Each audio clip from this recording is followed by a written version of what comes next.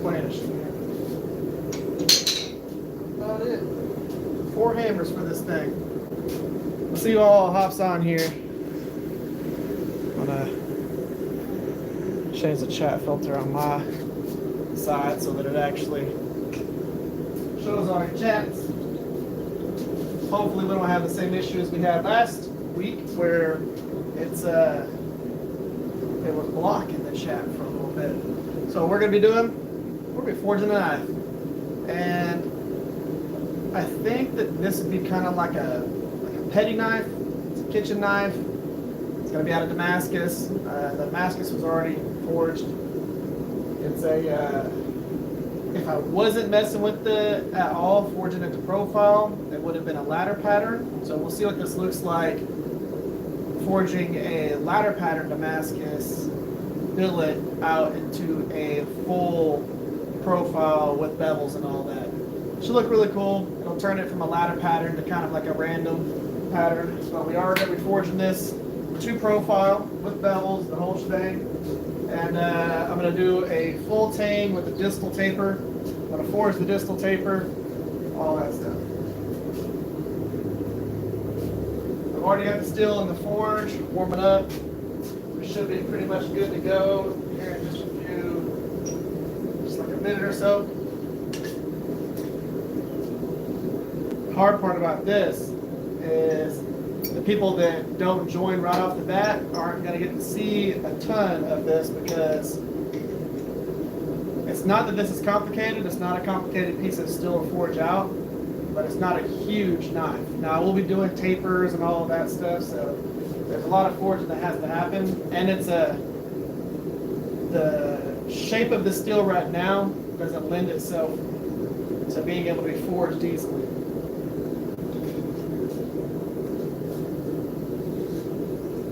I gotta get a lot of movement out of it in order to get the profile that I want.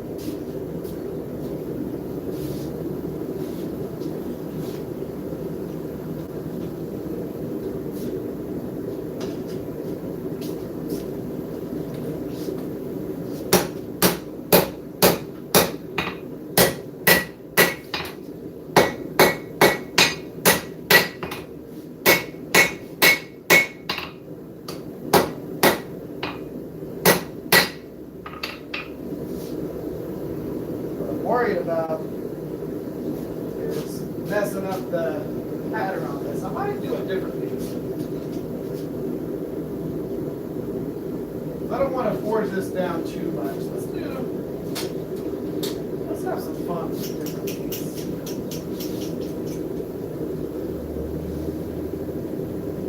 Let's make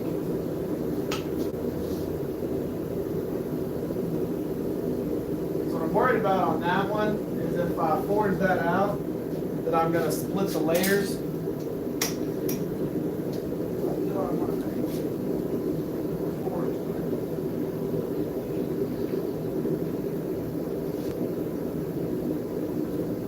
I've got so many random chunks of steel. It's like, what do I want to end up forging a knife out of? Do I want to do an integral bolster? What do y'all think? I'm working on a knife. I haven't exactly decided what I'm going to forge it out of just yet.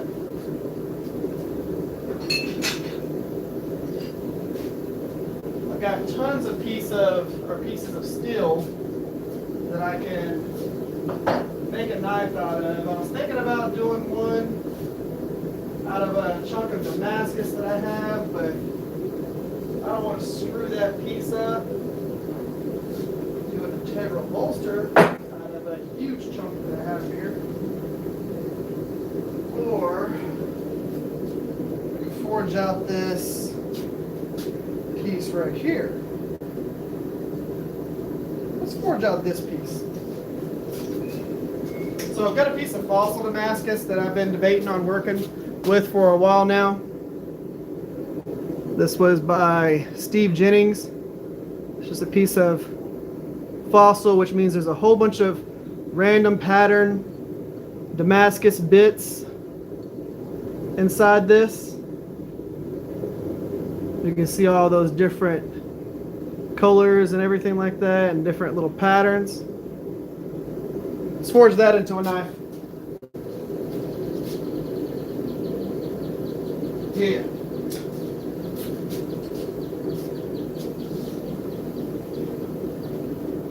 So I'm gonna heat this up. I'm gonna get it pretty hot, and we're gonna start forging it down.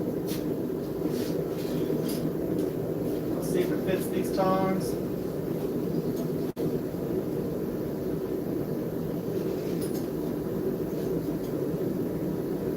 I'll flip this around and forge the back side down just a little bit so that I can actually grab it with these tongs a little bit better. But yeah, that's what we're working on today. We are going to forge out a knife out of Damascus.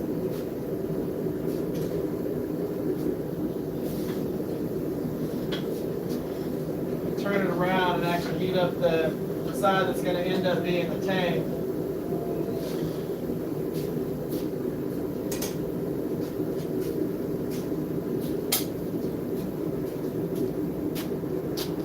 So, thank you. Thank you for saying it's a nice workshop. I enjoy this shop. I, of course, have the power hammer, and then behind me here is things like drill press and my 2x72 and 2x42 and all that. But yeah, power hammer, the hammer sponsor, 2 Basterds, Texas Smithy and Supply, and then the forge, and then, of course, one of my workbenches. And then if you go into the shop that y'all are actually sitting in, you have my 12x12 that's on the behind them. All right, so I'm gonna go ahead and step down the back side of this piece of steel just so that it fits my box jaw tongs a little bit.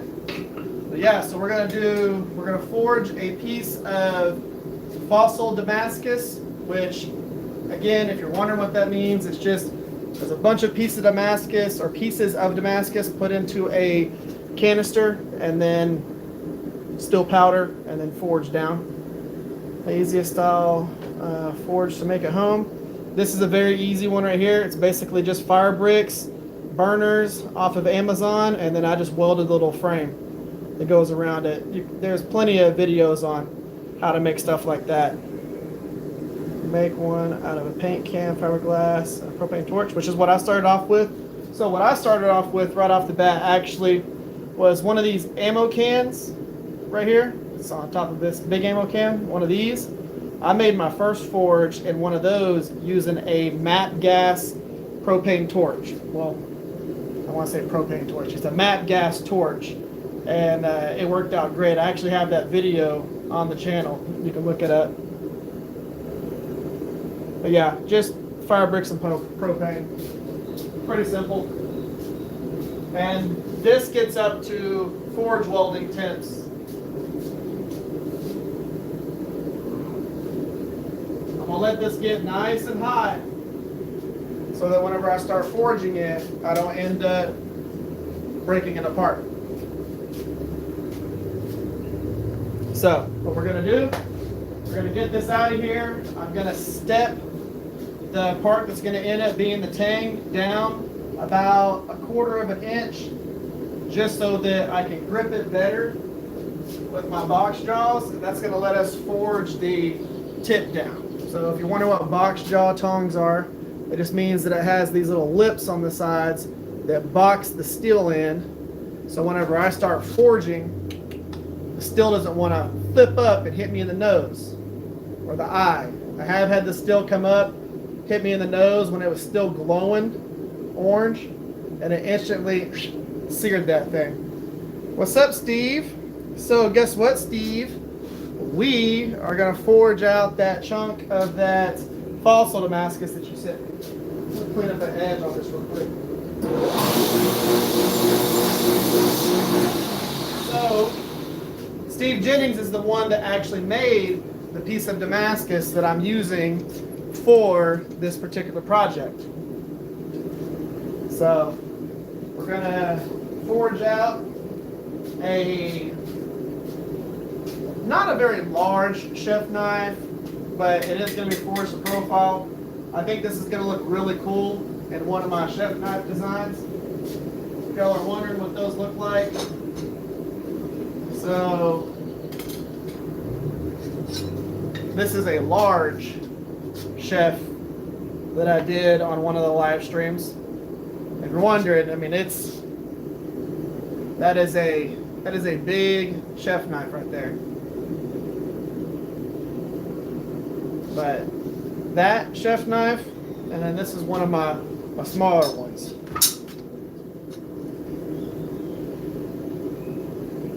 So difference in sizes there. These are both, you know, fully forged. Look at how smooth that was forged. We're gonna do something like that today. All right, so what's up? You are live, right?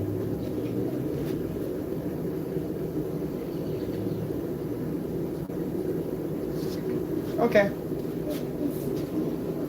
I just got the sign language. Like I said, I want to get this nice and hot so that I can actually forge it down, and then I can use my box jaw tongs with it. You just want to be careful if you're going to use some wolf jaw tongs to do this. You want to be careful.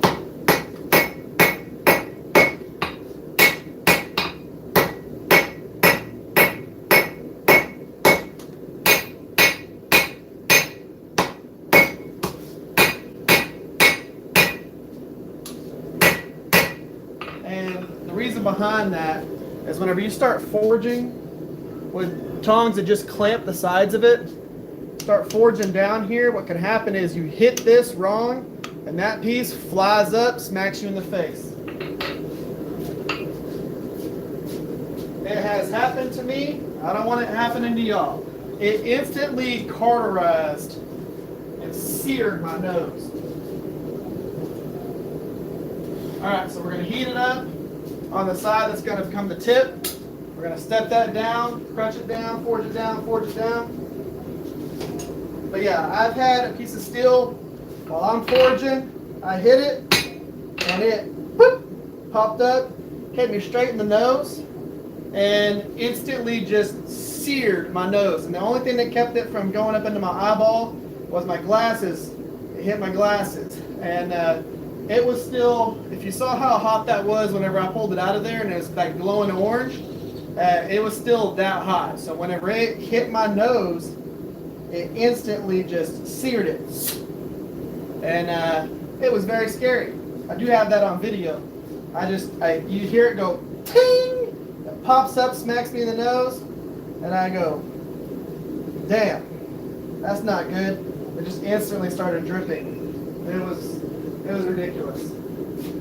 It was hot enough that, to give you an idea, if you just sat next to the forge right now and looked inside the forge, it's hot enough in there that you can get a sunburn from just being near the heat that comes off of this and the brightness that forge is. You can't really see it super well, but it is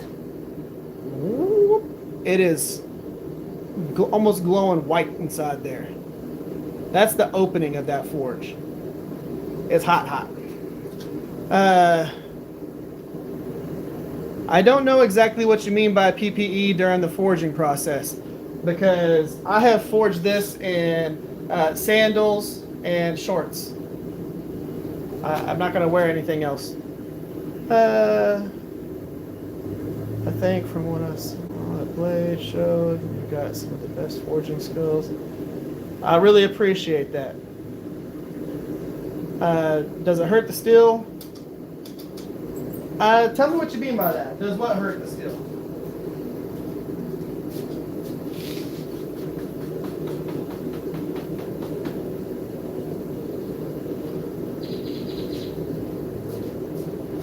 You want to come in, hang it a little off the edge.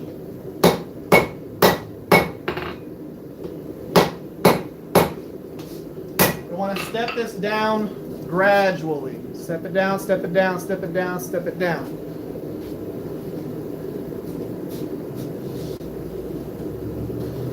Again, the last thing we want to do is screw up this piece of steel. So what I'm going to do, I'm going to stretch it out, but I'm going to move it in a way that it will actually push out the tip. What ends up happening, I'm going to draw this for y'all so y'all can actually see it.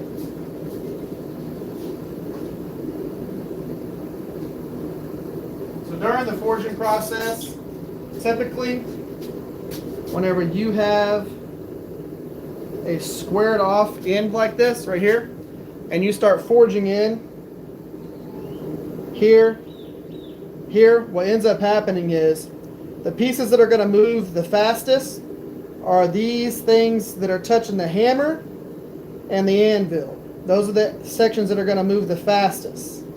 And then, because what ends up happening is, as you forge it down, you get what they call an I-beam effect, where if you're looking at the steel like this right here, you get an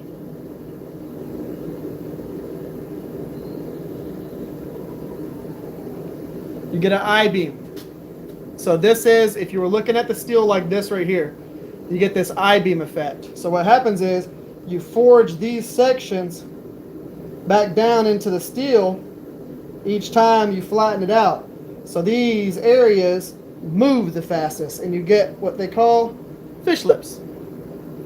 And if you start doing that, you'll end up forging this down, forging it down, forging it down to where you just have little bitty tiny fish lips on the end. Then you got to grind that off. That looks like some crazy hat stuff.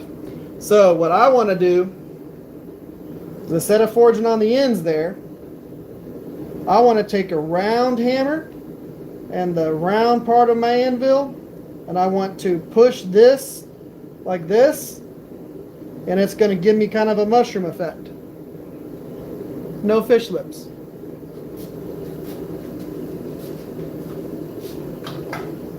So that's what we're going to be doing. And what I'm going to be doing is I'm taking this hammer that has a really broad round section. I'm actually going to put the steel on the horn, and I'm going to boop, and I'm going to forge it out and create that little mushroom effect. You can do this on the side of the anvil, on the edges, but it's easier to just do it this way.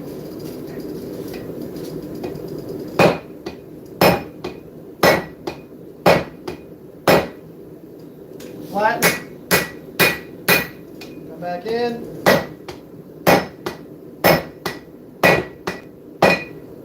Flatten. You can see there, we have two big caved in sections, and we're still flat on the end. We haven't created any fish mouth yet. I've already pulled that down about 1/4 of an inch thickness on the tip versus here. It's a joke. I get that. I think he means refine still. So I will tell you this: when it does come to PPE for forging, I will 100% tell you what you need to have is just glasses. I do have an apron. I wear that sometimes depending on if I'm forging and I am using flux, because that flux will come off and hit you and just instantly melt your clothes. And all flux is borax. Probably have a box of that somewhere. It's like it's like powdered soap. It's a cleaning agent. We put that on the steel when we're forging Damascus, and it keeps the layers that might oxidize a little bit clean as you start forging. Creates like a little barrier. And whenever we're forging that, we hammer it, it goes and it shoots off everywhere. When I'm doing that, I'll use like in my apron or something like that. But for this, it's not necessary.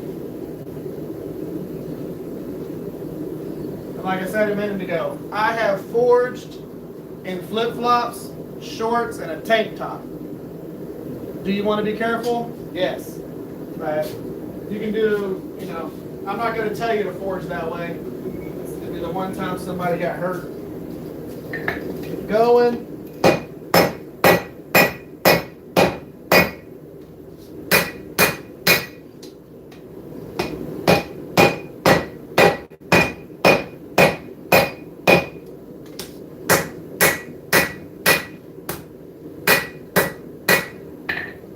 back in. So you can see, again, I've already stepped that down. We're technically about half an inch lower. It might not look like it on the screen, but it is. This is quite a bit narrower than the back section here. And we don't have any fish slips. We're actually starting to mushroom out a little bit.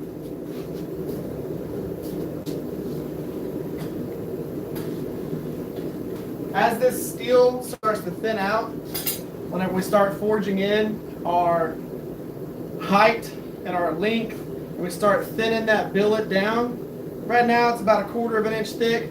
As we start bringing that down, it's going to retain that heat a lot longer. Forging seems like a lot of work, especially trial and error, I'm sure. And any forging. So there is a bunch of trial and error, but once you get used to it, it's actually a lot faster. So if I'm not teaching anybody how to do this, forging actually is very fast. And because I'm just going, and what I'll typically do is I'll forge like 3 to 4 knives at once. So if it takes me an hour, I can forge 4 knives at the same profile because I'm forging the entire time. Put one in, pull one out, forge, forge, forge, forge, forge, put it in, pull another one out, forge, forge, forge, forge, forge. And doing that, I can forge 4 knives to full profile with bevels and everything in an hour. But whenever you're doing one, you gotta wait for things to heat back up, stuff like that.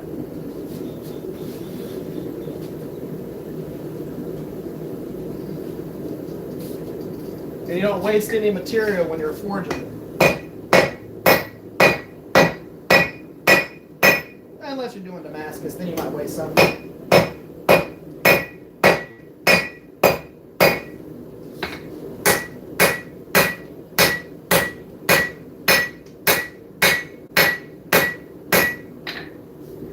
Again, we're bringing it down.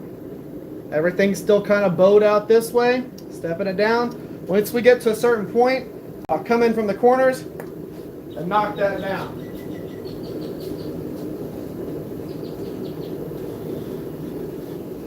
I just want to bring it down to about, it could be about 3/4 inch, and at 3/4 inch, I can crush that thing to a point and not have to worry about any type of fish lips or anything like that. So we'll get it down to about 3/4 inch, bring that down, and then you'll see how fast I can forge that from 3/4 inch to a point. It's like that, especially whenever you're using a big old hammer. I will be using my 2 Basterds hammers here soon. I'm only using this hammer because it has that really broad section, that really broad rounded part that actually matches, for the most part, the radius of the top of my horn right here. So as I'm forging, I'm not having to worry about it moving it to one side or the other too much. Nobody asked to arm wrestle me? No, not really. I don't get asked to arm wrestle that often. I do got ridiculous forearms, but is there a certain shape blade has to be? Oh, I can forge whatever the heck I want. Give you an idea. I'll show you something real quick.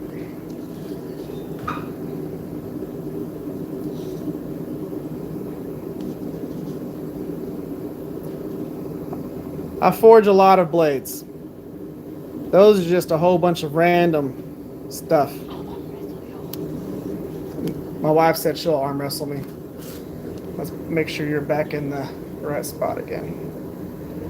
But yeah, I forge a lot of different blades. You ready to arm wrestle? Yeah. Nisha said she'd arm wrestle me. I'm not gonna say that I'm gonna win, but I'll arm wrestle you. I do sell some of those blanks. I'm gonna have them at the Hammer Inn, and it's not something I do very often, but I will have some there. Back out. Just a whoa. If they are in the Dallas-Fort Worth area, it's the Lost Basterds Hammer Inn. I can see if I can't copy I'm it just and trying to post it unzoom it. There we go. in your Yay. YouTube posts. Yeah, Nisha will try and do some of that magic stuff so that y'all can actually get it. So I'll be in like Gainesville, and I'll have some links there. Then I'll have some at the Blade Atlanta too.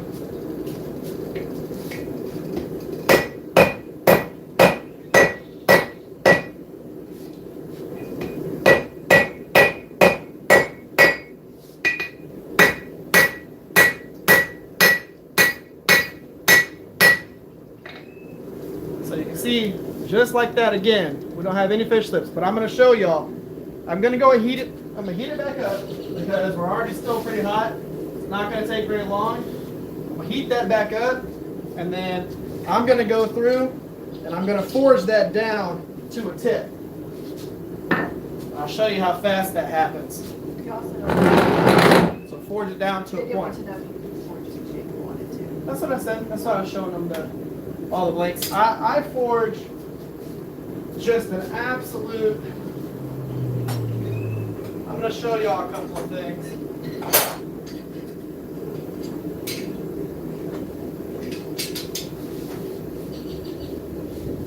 So again, that's a blacksmith karambit, meaning that's a rat tail that I forged out, and then I forged the whole ring. So that's forged to profile. Forged to profile. Fighter.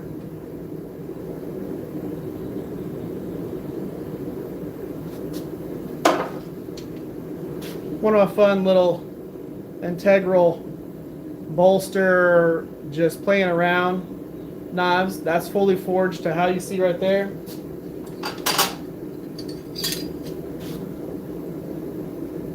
Cool EDC Hunter.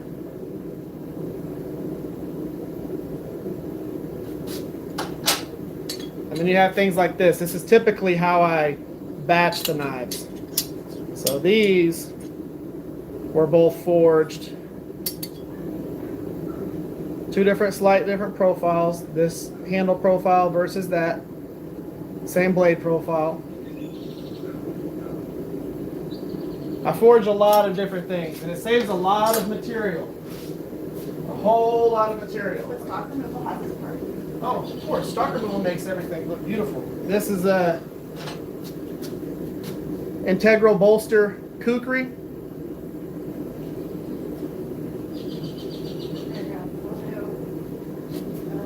That's a big old knife. From the tip all the way up to my elbow. So fingertip to the elbow, that's how long that knife is. Talking about a crocodile Dundee, that's not a knife, this is a knife.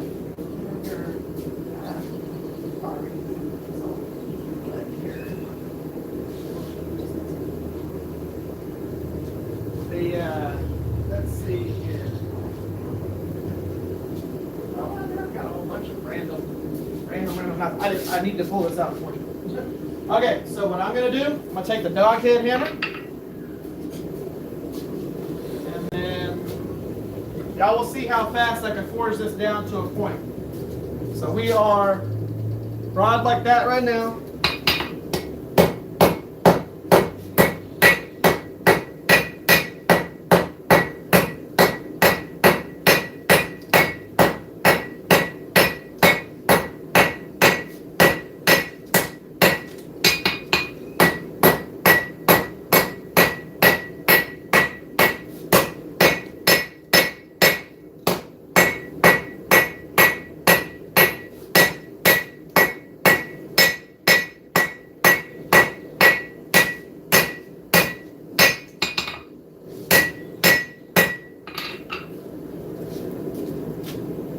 Point.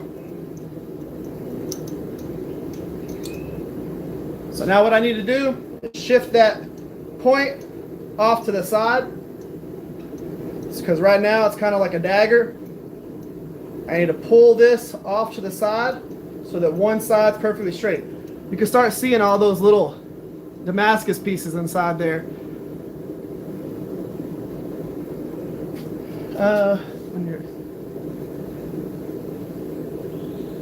Yeah, I forge all the things.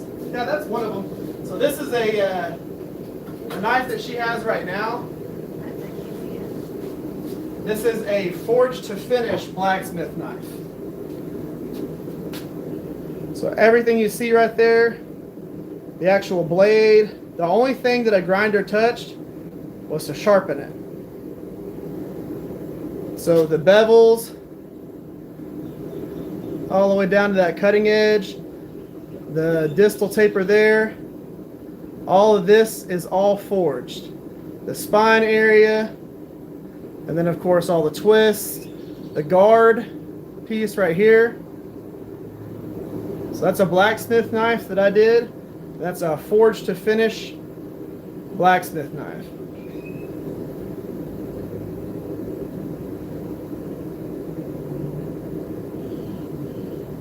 So I mean, you can do all kinds of cool stuff with forging. So like I said, what I need to do on this now is I need to pull that cutting edge. I got to pull the tip over, create what's going to be the preform for the cutting edge, and then I'll flip it around and I'll start kind of, what I'll do is I'll isolate what's going to be the handle and then go from there. It's not one of those things where you have to try and make this thing look like a knife the entire time. The goal is to get the material to the position that it needs to be to make your life easier. So right into the center. Now I just need to switch that over to one side.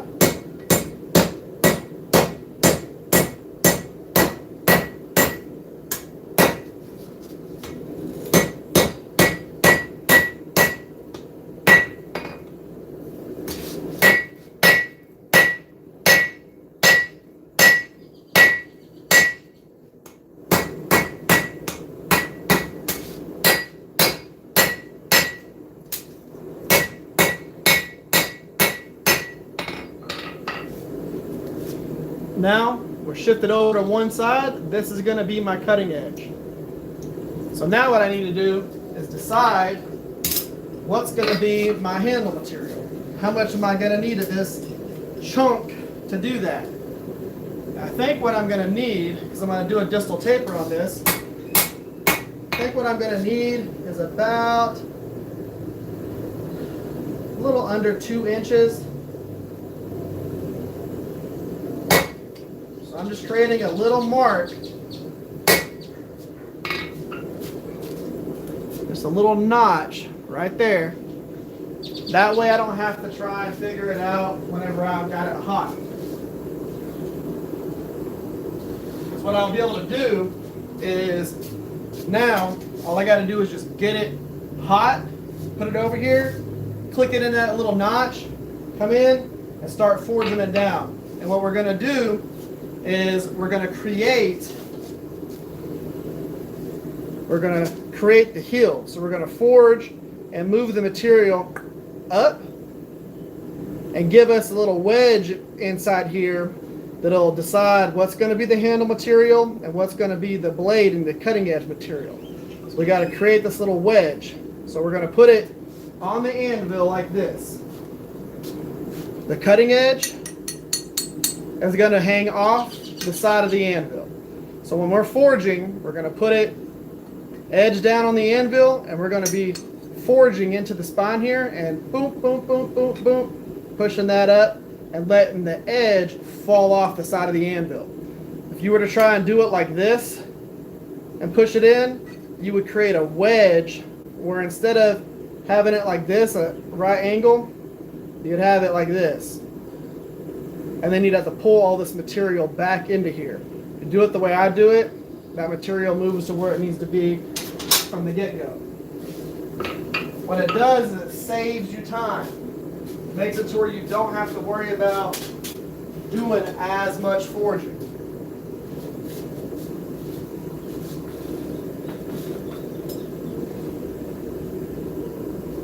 Let that tang get warmed up just a little bit more. Because we're about to compress a lot of it, we want it to be nice and hot. So as we're forging it down, we're not risking splitting anything apart.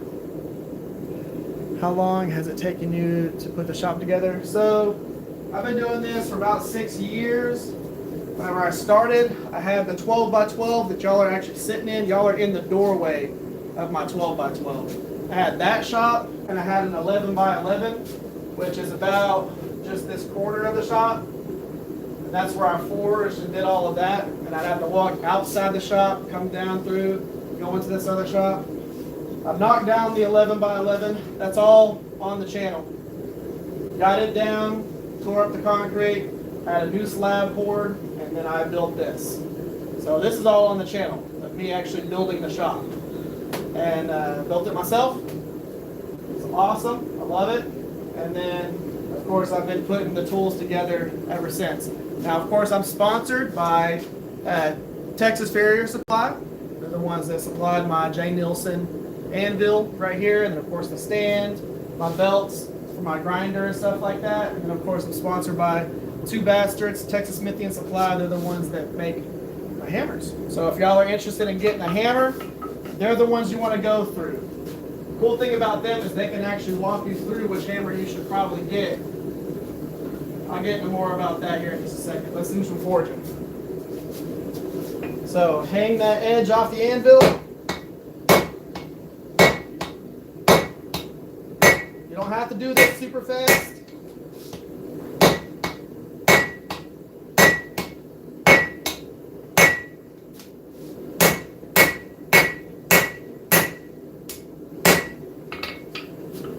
We start right there, just like that, and we just keep compressing that in. You see how much this right here still sticks down? You want that because that's going to be our cutting edge. That's going to be the heel of our blade. The hard part is whenever you first start forging, it's drawing that heel out and drawing it back. Drawing it down is not very hard because you typically forge that down whenever you forge in your bevels, but trying to pull it back, trying to pull it down and back, that's the hard part. So the Anvil, I think they have these priced at right about $9.95 right now, and they are absolutely amazing anvils. These are knife making anvils. They actually have a section on the back here for doing things like finger choils for your knives. So you come through, you can actually put the knife against it here and forge down and create that groove that your index finger sits into. That's built in here. The back section is rounded off the edges for doing integral bolsters. The Hardy hole and Pritchard hole are actually in good positions. My Vivor anvil that I have back here, the Pritchard hole is like right in the middle of the horn. It's horrible. Just enough step down here, nice taper to the horn, great anvil. And a lot of rebound on this. Here. So, you're wondering what rebound is? It's like if I drop a ball bearing, how far it comes back up.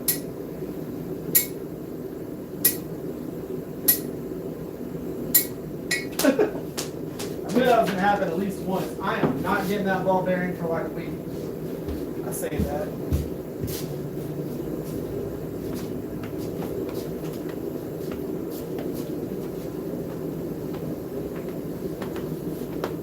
I would not have dug around for that. But yeah, that is rebound on there. It's really, really, really good rebound. And then the hammers, the nice thing about them is you can get a variety of them and they all look this beautiful. So of course I've had this for a long time, but I like that he does what he calls the eights like this. And then this is of course a fat peen. It's just a cross peen that's a little bit broader. And I use them a lot. Of course, I love his handles. But it's two Basterds, Texas Smithy and Supply. It's Frank and Nita. Those are the two Basterds.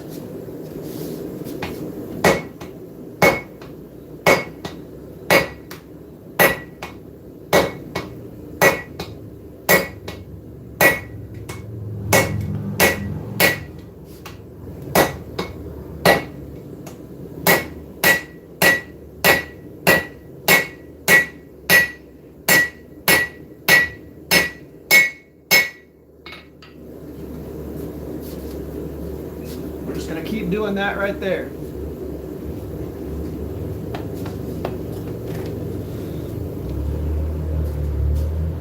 Now, the cool thing about Frank and Nita, they've been doing this for years now, and what I like about them is it's two people that are just all about making our lives easier. They design their hammers, they have really comfortable handles, and the cool thing about them is you can message them on Facebook, or you can call them and be like, hey, I'm kind of new to this, and I want to get into smithing. All I have is one hammer right now. They'll ask you what that is, and then they'll help you decide which hammer might make the most sense, and then they'll make it for you, send it to you.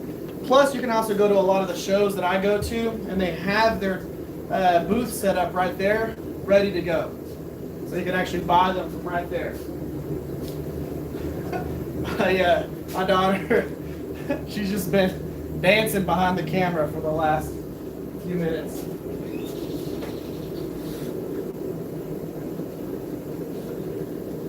All right, let's keep it going.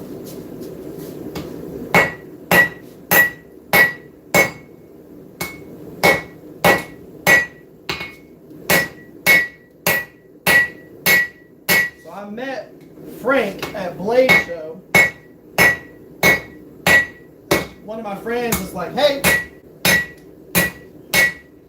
you forge?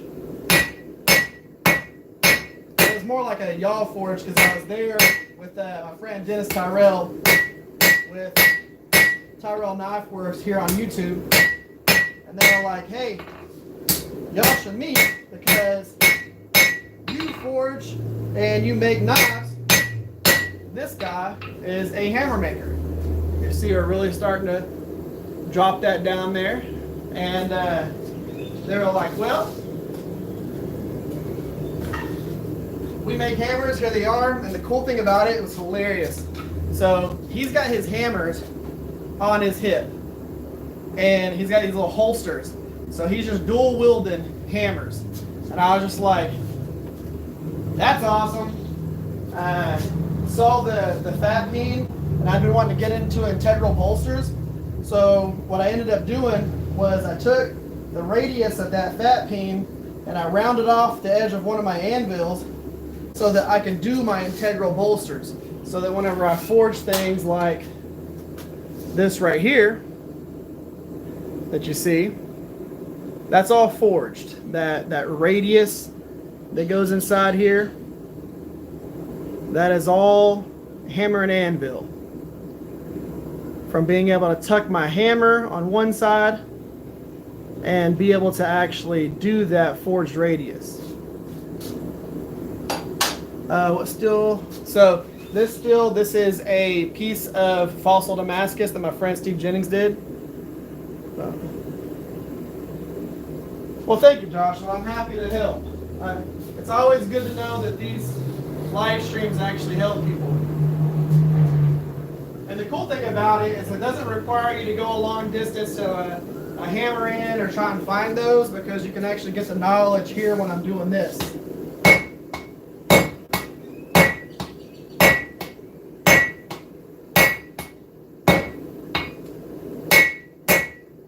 So I'm trying to bring this down to about 3/4 of an inch.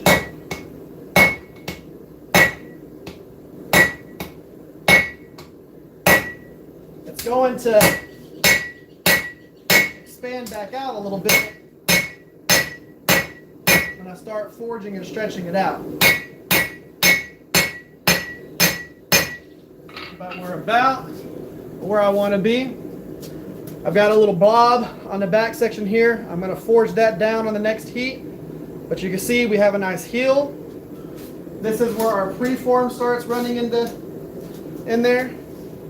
We've got a heel, a tip, a cutting edge, a tip, our spine kind of set up, where our handle's going to be. So now I need to pinch this back section down. That'll be our rough profile. And then we kind of just go from there. And then we start really getting that knife looking object. A KLO. And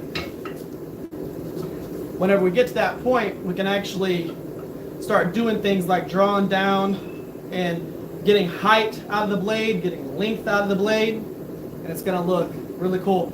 This is going to look sick whenever I actually go through and etch it. I'm going to move this back.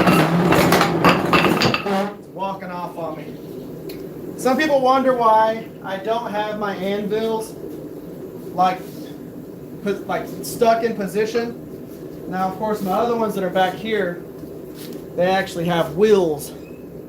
It's where I can rock them onto those casters and move them around. But a lot of people wonder why I don't have these like mounted to the ground. That's because I need to get them out of the way so I can do other things like grinding and stuff like that. My grinding table's over here, my drill press set up and all that. I like to move those around so that I can film a lot easier. Only thing really hard mounts my power hammer. That's the thing that's actually mounted to the ground. That don't move around. Weighs too much. I'd use a engine hoist just to get it in here. Let's see here. I know this still is a bit off topic, but what would you choose every day? I like S110V. I use, for my EDC that I carry, it's a Magna Cut.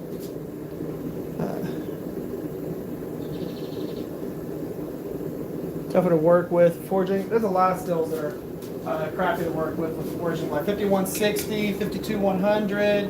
So 5160 is one thing. 52100 is another thing. These are stills that are harder to forge and a little bit more finicky. Damascus is a pain in the butt because you got to keep it from splitting up or anything like that. Shearing off, messing up.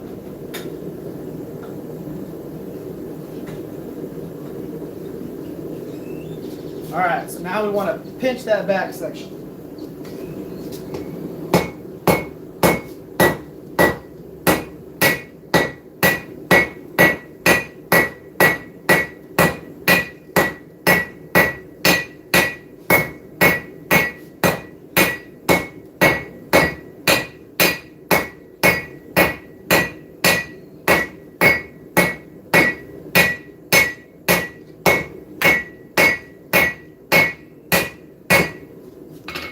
Take and bring that down.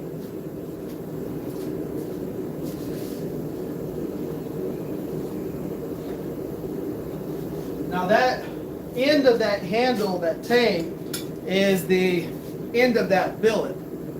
So this is the end cut off that billet. So I'm going to be forging this understanding that I'm going to take about 3/4 of an inch off the end of this, because that is going to have like little micro cracks and stuff like that.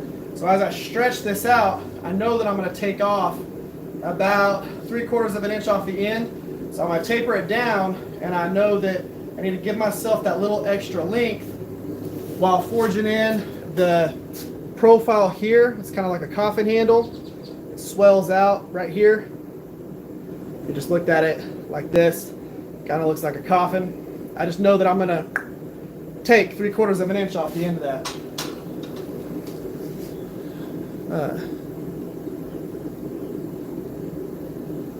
Yeah, I agree with that, Rusty. What's up, Juan? How you doing?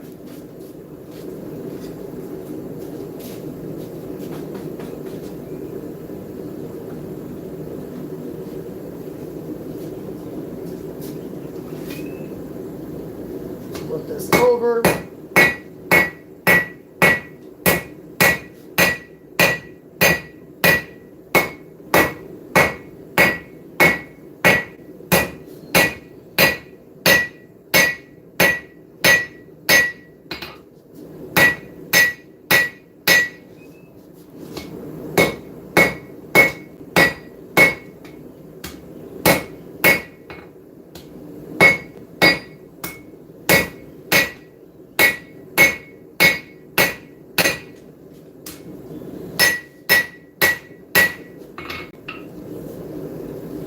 So we're good right there. I am going to end up shifting this little hump back down this way a little bit. but I'm gonna leave the handle where it's at right there. I'm gonna distal it out just a little bit. So what I'm gonna do with this is I'm gonna stretch it out just a little bit, just because that's gonna be quite a bit of movement. You want to get all the movement of the steel done at these points. So like right now, I need to have all of the compression and adjustment, big adjustments done before I start finishing out this knife. So I know that I need to have the handle about 60 to 70% done before I start messing with the blade, because whenever I start messing with the blade, I'm not going to touch the handle. I'm not even going to think about what's happening to the handle. The handle can do whatever it wants. I'm going to focus on the blade, get that to about 75% done, and then I'm going to go back to the handle, work on that a little bit, get it to about 85-90% done, go back to the blade, get that to the same point, and then I'm going to blend them all together. I'm going to blend the blade and the handle all together in that last 10%. So what I'm going to do right now is I'm going to take the straight fat peen from 2 Basterds. This is a straight peen. It runs in line with the handle. This is a cross peen. It's perpendicular to the handle. I'm going to use this, and I'm going to stretch out the material and then flatten it, and that's going to give me that taper. So basically, whenever you hit it with this side, it puts valleys every single time you hit it, and this gives you length. When you do this side right here, it gives you height or width. So width with the cross peen, length with the straight peen. What's up, Klaus? How you doing? No, I don't get noise in place. Luckily, my neighbors are awesome, which is I'm pretty sure what my wife is saying right there. Even when I'm using the power hammer.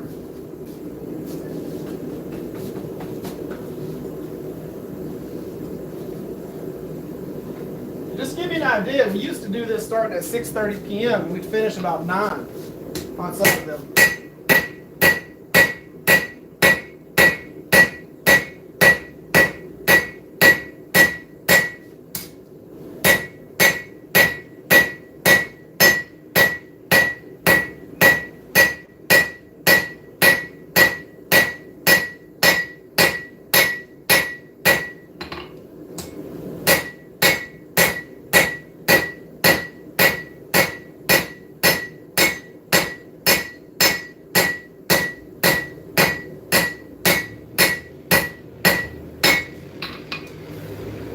See, we're putting lines this way in there, and then as we flatten those out, we get length.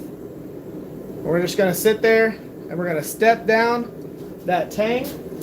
We're still really, really, really wide, and we don't need it to be,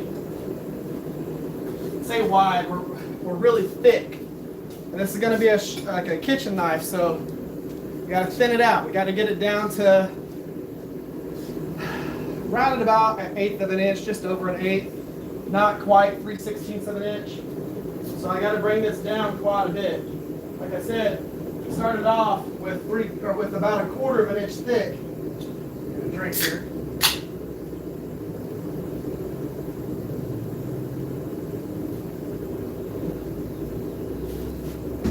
And we're gonna bring that down. What I am going to be telling y'all is what I'll do is I'm going to get the tang down to about 3/16 of an inch during this process, and then that way I can get the spine down to 3/16, and as I finish and planish the whole entire thing, that's when we'll get everything down to about 1/8. These big chef's knives that I have right here, like this, that is quite a bit thick. That's 3/16 at the ricasso. Now the handle's a little bit wider, but I'm going to be grinding this into a distal taper. But right there, That's the widest part. It's about 3/16, and that goes all the way down to less than 1/8 on that. And that'll be ground the rest of the way. These are a little bit narrower right here.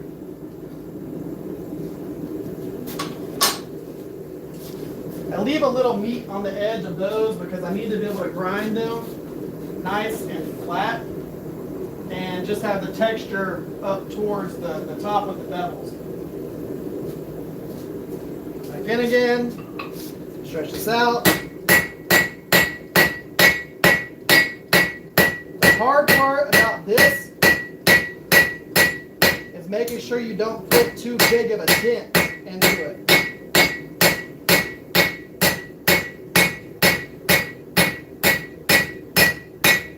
Because you want to be able to narrow it down, but not accidentally go too far.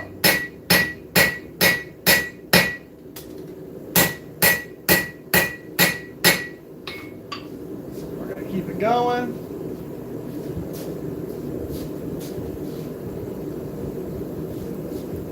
What I'm going to do on this next heat is I'm going to finalize with the dog head hammer. If you're wondering what a dog head hammer is, it's like this. All the mass is off to one side. You don't even use this back side. So all the mass is on the side that you're going to be forging on. What we're going to do, we're going to use it and taper that thing the rest of the way. Get it all nice and good. Before I start forging on this one, I'm going to go ahead and clean off any of the forge scale, and then I'm going to pull that down. You can also get these from Texas Fair Supply. This is a really good version of one of these block scrapers. This has the metal handle. Use two hands if you need to. Love that. Okay, we're hot enough. Let's go ahead and grab it out, scrub it, and bring that down.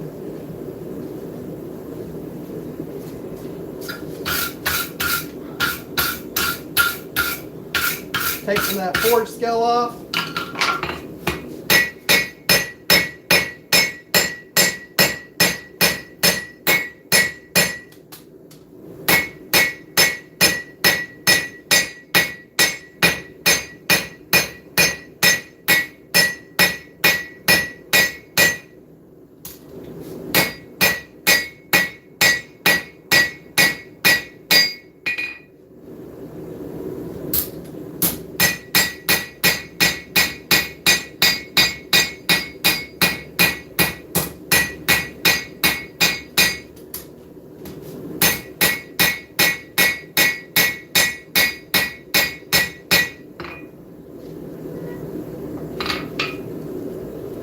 Even it up just a little bit. You know, we've flattened it down, we've thinned it out. I'm not super worried about the profile just yet. That'll get lined up whenever I do the second part of forging on there. So now what we'll go ahead and do, we'll start working on that blade.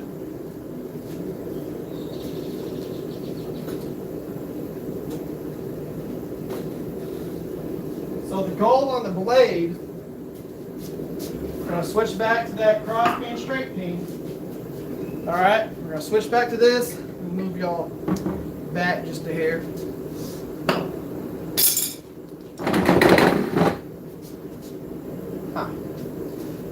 So what we're going to do, scrub it again whenever we get it out of there. And then we're going to start moving the material lengthwise and height. We've got a lot of material that we got to compress on this and stretch out, which is why I think this is going to look really cool as this style of knife.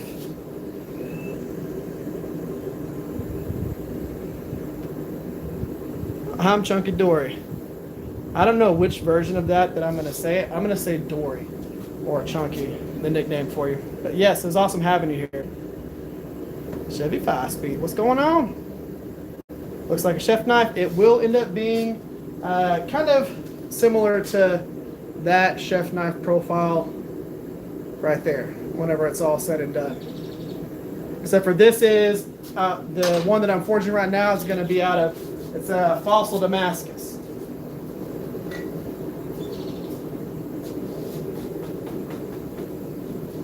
So I'm going to go ahead, scrub it, and then I'm going to draw out height at first, and then I'll get length. I want to make sure we have enough of a heel to get the height that we want for a chef style knife, and then we can get as much length as we want from that point forward. But first we're going to start off with the cross peen and work on that height.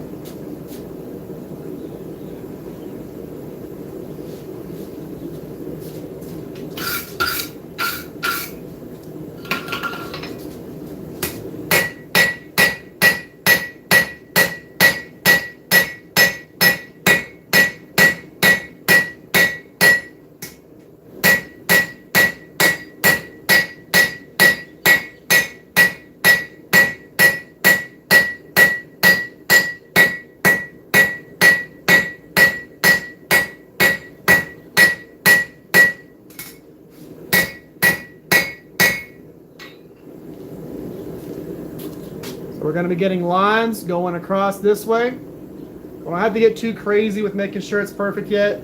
A lot of meat there. Really at this point, we're just getting height out of this. This is going to get compressed quite a bit to go from that 1/4 of an inch down to just under 3/16. So we got to really pull that heel down, and we'll end up getting more out as you go. Oh, I love the Anvil. That thing is putting in work. How you doing, Shane?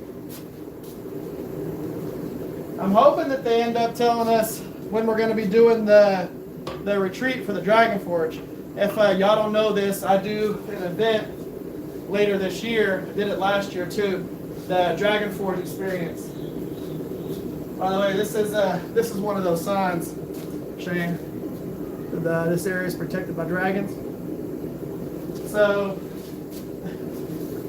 the Dragon Forge experience is absolutely epic. If y'all haven't seen any of that stuff, just look it up on YouTube, Instagram, any of those things, TikTok. It is freaking awesome. It's cool being a part of it.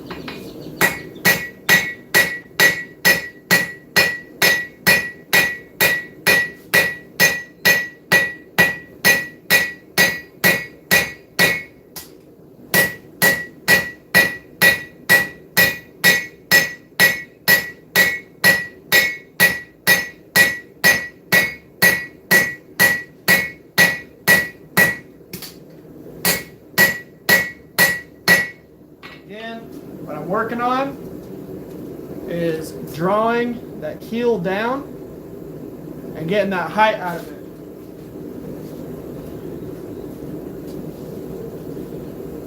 So what's nice about watching me forge on one of these live streams is by the end of this, you are going to have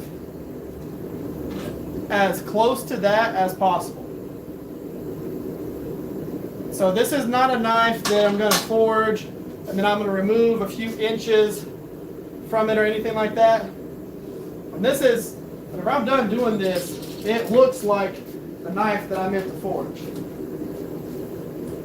It is not some knife that is going to be like, it's not going to be stock removed to get to that final profile. Whenever I'm done forging this, you have the knife that I meant to forge. You're pretty good. Oh no. Yep, one for each corner. Yeah, no, I saw that in the chat there. And I get that. That new shop is going to be pretty cool. I would love to be able to go and be a part of that. That would be awesome.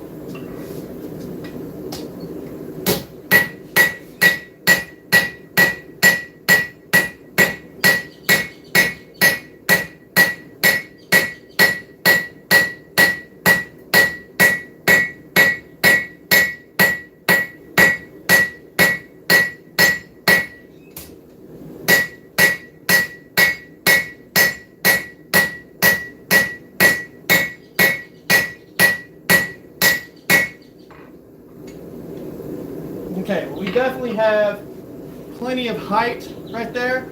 We'll get more as I go through.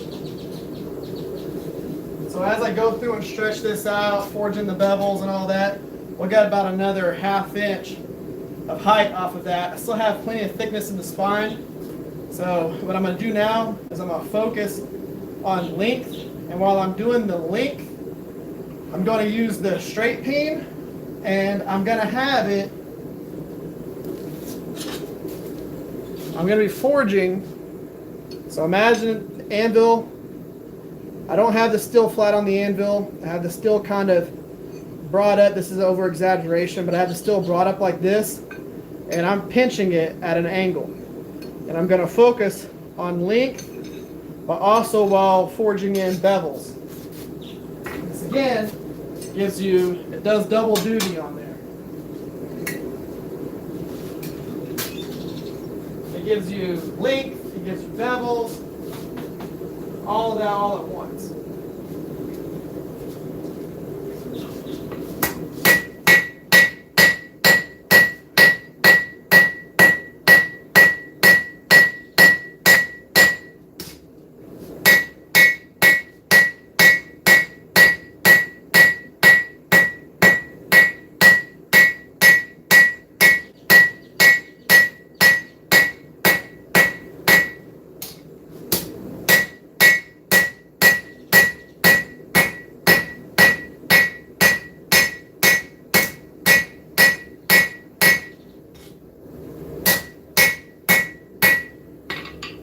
One thing you had, I don't know if you've noticed it yet or not,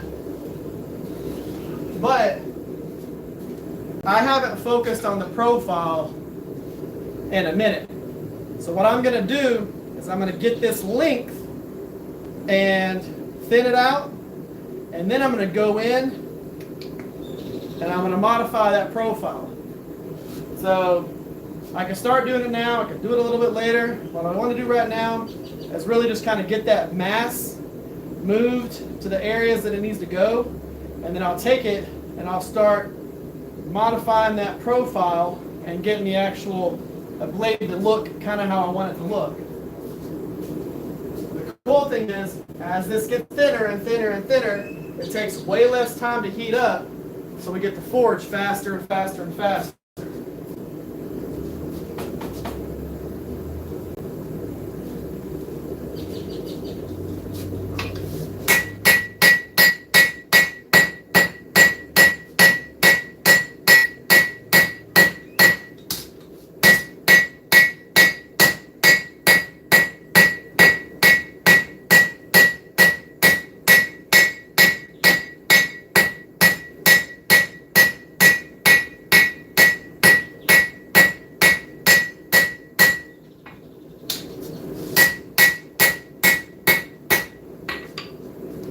That's not going to be our end profile. Now, we don't have to modify a ton whenever we do that, but we'll need to mess with it just ever so slightly. So I'm going to do this stretching one more time, and then I'm going to take the dog head and I'm going to kind of planish it out, move the material kind of where I want it to go, and then we'll continue to stretch it, stretch it, stretch it, stretch it.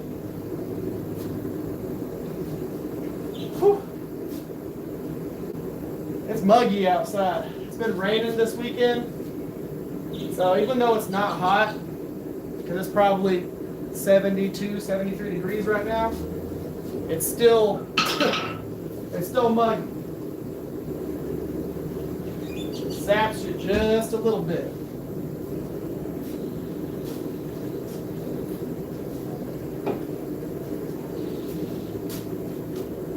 And I've been working all day. I work for Pepsi, so I've been throwing cases and all that stuff. See here. Little gray wolf, what's up?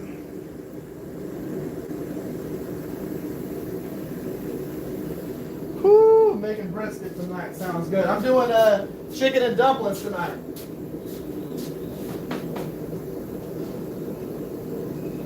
Can't go wrong with some homemade chicken and dumplings.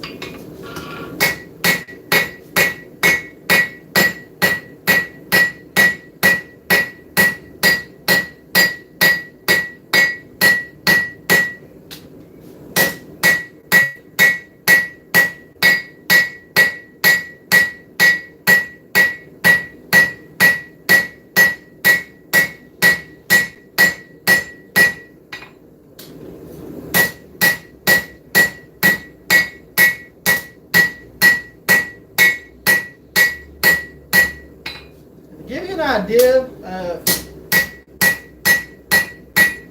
how much we're moving in here material-wise, we started off with about a 7-inch long billet, and as of right now,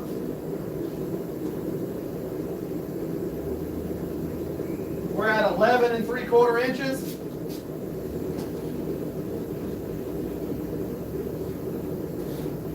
So we started off about 7 inches, and we're at about 11 3/4. So that's definitely a lot of movement.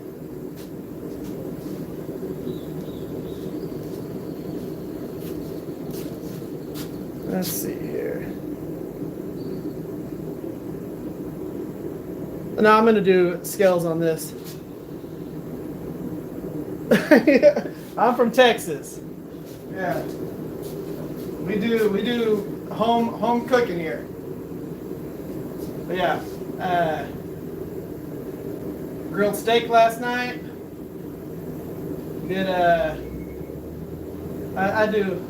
we do a lot of cooking. Whole lot of cooking. But yeah, chicken and dumplings is one of my favorite things to eat. Especially when they're homemade and not store-bought. So, a dog head hammer. We're going to take this and we're going to planish and get everything where we need it to go. Work on that profile a little bit. Nice and good.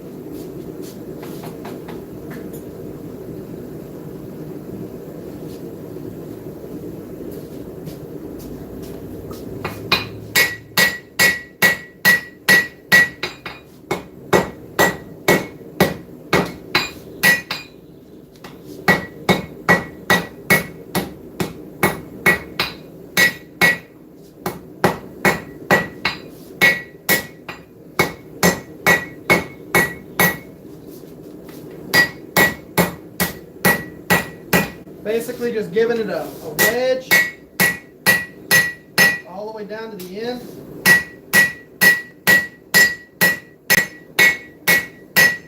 A little bit of planishing. I'll heat it up one more time, but basically I just wanted to give it a wedge profile from here all the way up. When we start forging in those bevels a little more, that'll give us a little bit of a curve and a belly. But you see, we still have a lot of meat to bring that down. Still have a whole lot of material to get out of that. But now we can take and stretch it out even more.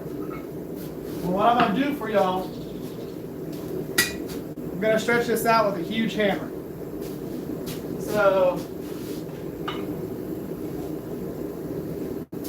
this is a big Thor's hammer, okay? It's a big old hammer. This is a very big hammer. So this is a big crossbeam hammer that I got from 2 Basterds. I'm gonna stretch this thing out with it. Which is typically whenever I use something like this, you get height out of it. But I'm just gonna go nuts, and I'm just gonna stretch it out a little bit with this, just because why not? Let y'all see me swing a big old hammer.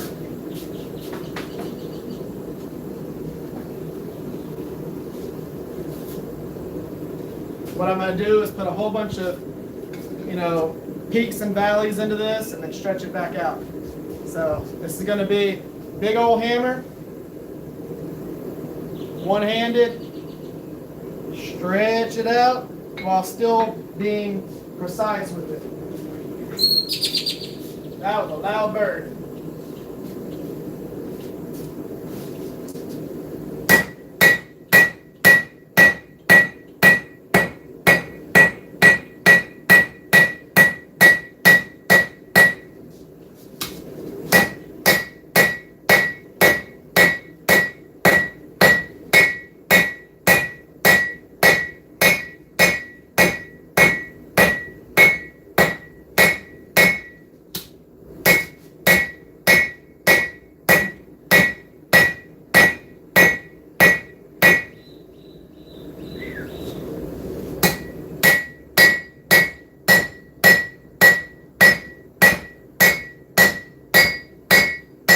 like slapping an anvil with an anvil.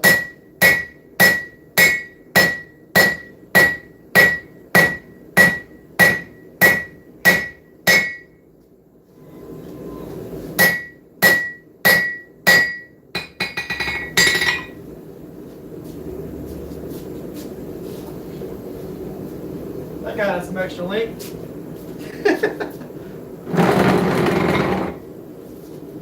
So that is a big hammer. Flex the muscles. I'll tell you one thing. If you want one really strong arm, forge. This one, it's strong. But by the end of the day of doing this, this one will be about an inch bigger in diameter than my other arm. So yeah, it's ridiculous. Of course, you know all about that, Shane. When we do the Dragon Forge experience, we forge for like 9 hours straight. I'm talking about like 4 to 5 blades like every 45 minutes. So we're gonna do that one more time. Get that last little bit of stretching, and then we'll go back to our other hammers. Just because I'm having too much fun.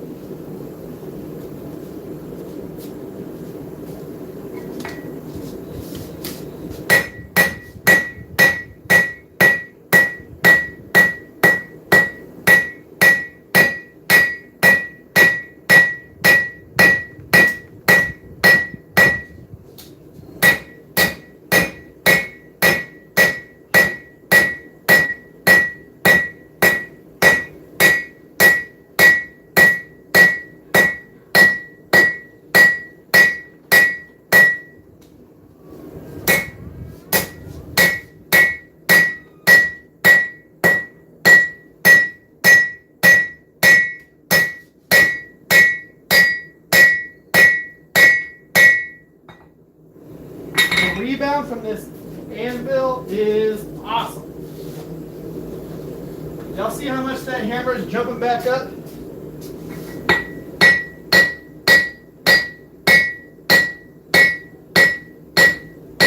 Like that is, whew, that is hell of a rebound. Is that my mom? What's up, Mom? My left arm break, even bigger than before. I bet it is. How's it going, Mom? Watching some foraging now?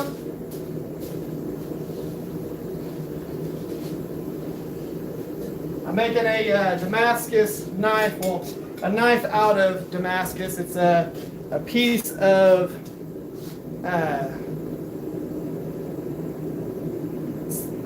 fossil Damascus. Words.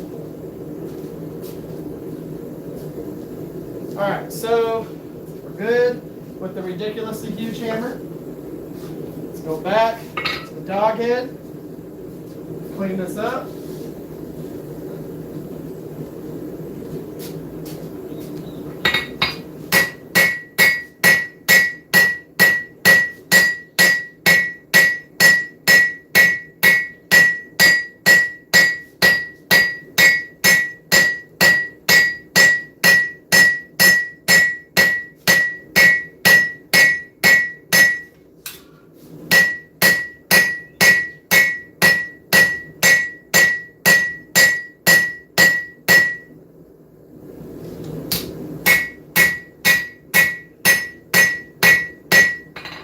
We've got a lot of meat to thin out on the spine.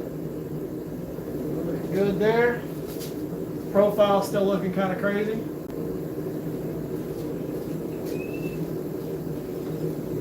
As I go through and I do that distal taper to the spine, what I mean by that is just as I bring this taper from here all the way down to a thinner tip, what's going to happen is it's going to drop, because right now it kind of kicks up, it's going to drop that down.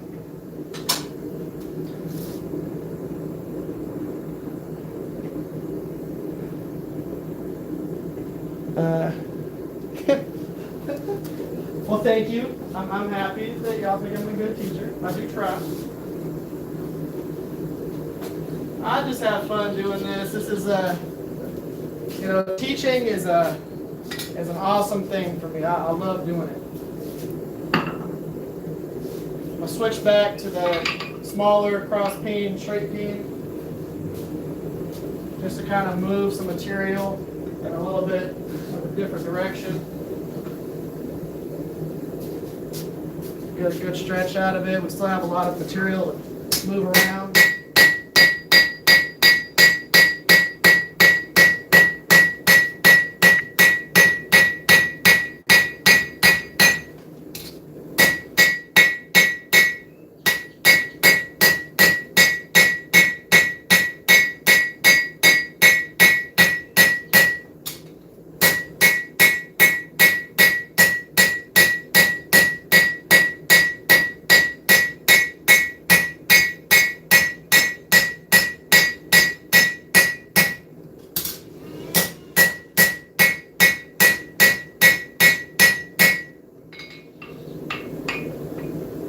That profile we want it, and stretch things out.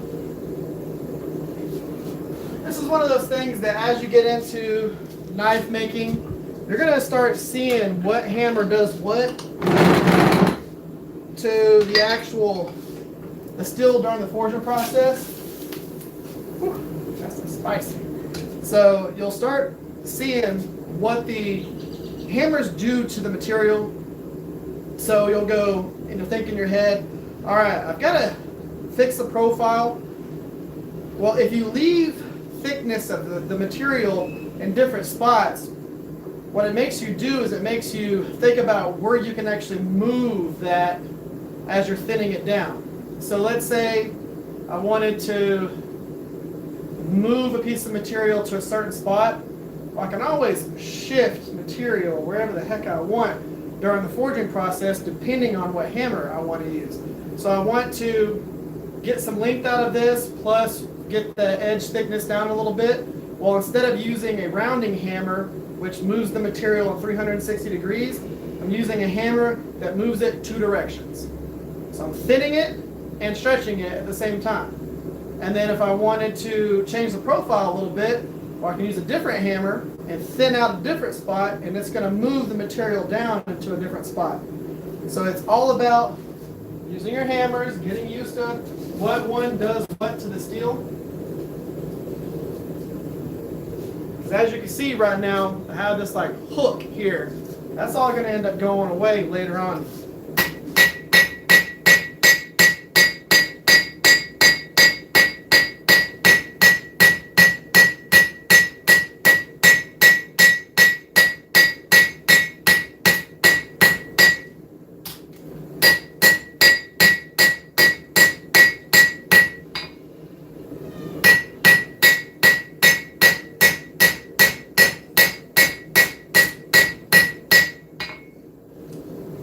Okay, I'm about at the edge thickness that I want.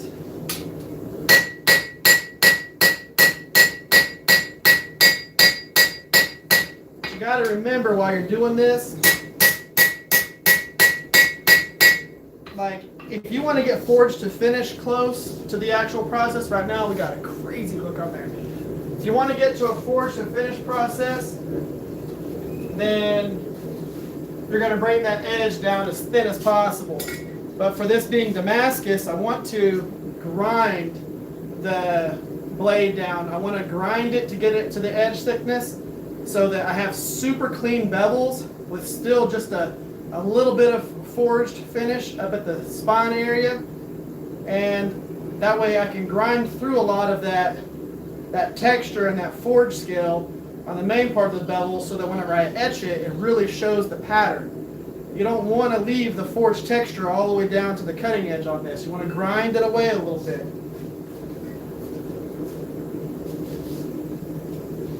So what I'm going to do on this heat, I'm going to go through and I'm going to stretch out that spine.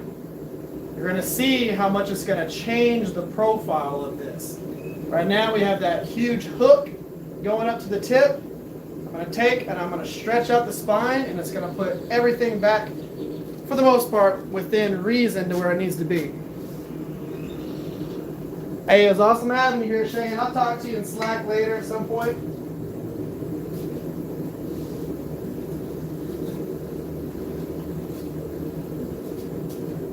Crazy hook.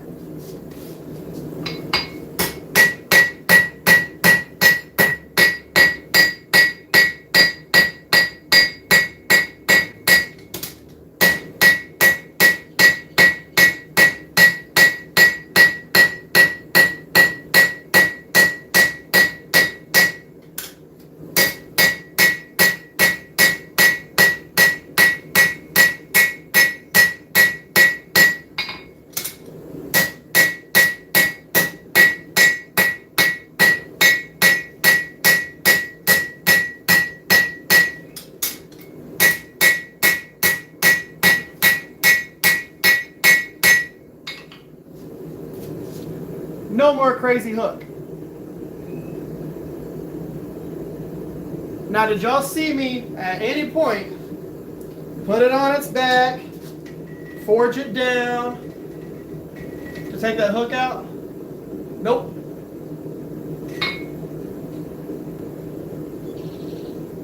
Forged all the way down that spine, gave myself a distal taper all the way to the tip. And now this is still not even finished. There's still a ton of forging lines in that. All I did was forge that down.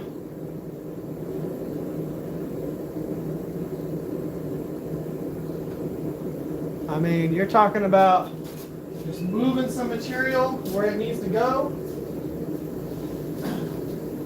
by doing the right forging process.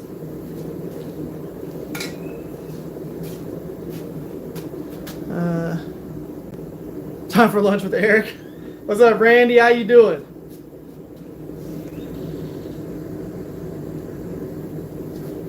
What's up, Phil? What you have on there? Shall we talk about Jesus instead? Thank you. Hey, Jesus is awesome. Now, I'm going to go through, before I go back to the handle, which is going to be happening here soon. We're going to go through, take the dog head, and I'm just going to clean up the blade profile, clean up the forging marks from the actual straight peen there. I'm going to heat it up a little bit, but this is not going to be super hot. Because whenever you go through and you planish, you don't want it to be a really glowing orange. You don't want to put a whole bunch of crazy dents. Try to take the dents out.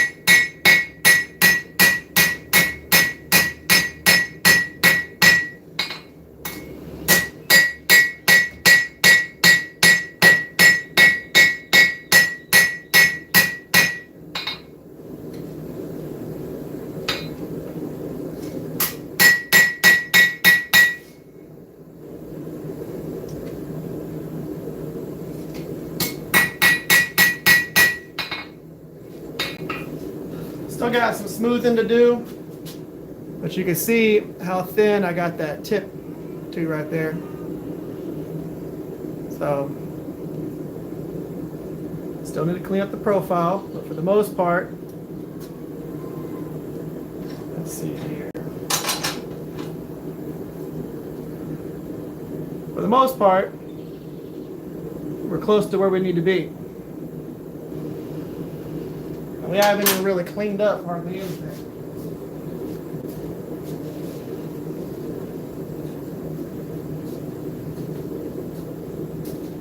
So I'm going to go through, clean up that profile just a little bit. I don't want to get too crazy because we're not at that point to where we're making sure the profile is absolutely perfect. So we're going to do that after we get the handle the rest of the way where it needs to be. Have a nice day to you, Phil. Yes, so we're doing a chef knife, but I'm doing it out of fossil Damascus. So this is fossil Damascus that was made by Steve Jennings, of course, the guy that made the power hammer.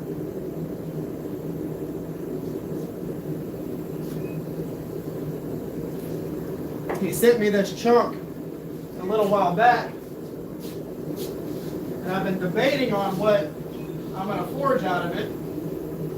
And it was just meant to be to do a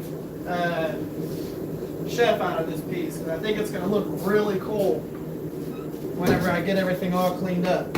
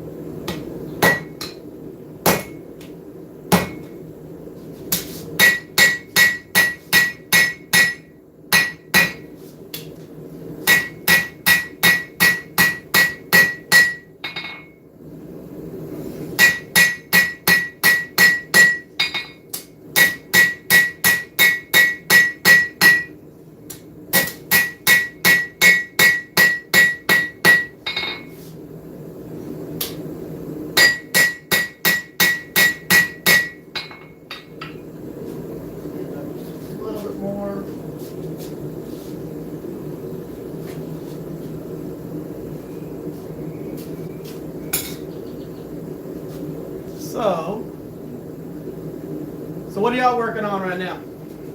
Y'all working on a whole bunch of projects? Doesn't have to be knife making.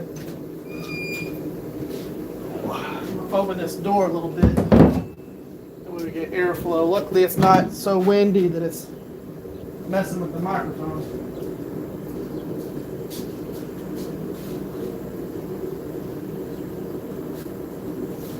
Just gonna heat it up just a little bit.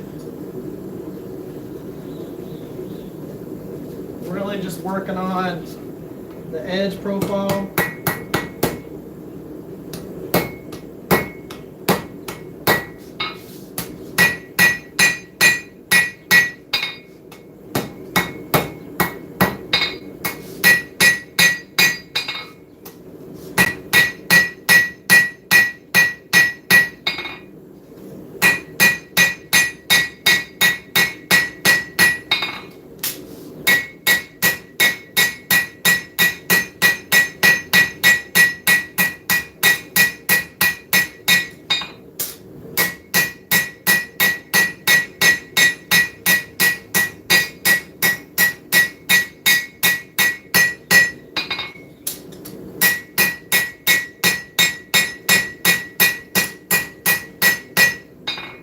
Planishing right now.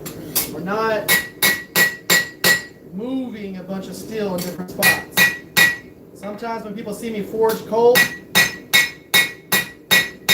think I'm screwing something up. I'm telling you right now, if I touch this steel, it would absolutely burn my hand. It's still super hot. But I'm just wanting to go through and get that blade roughly to where I want it. Now, I will tell you this, okay? My roughly to where I want it is most people's forge to finish. It is what it is. But I have the ability to get it to where I want it, so it's like, why not? Right now, we need to get the handle forged the rest of the way, and then we'll put everything back in line where it needs to be.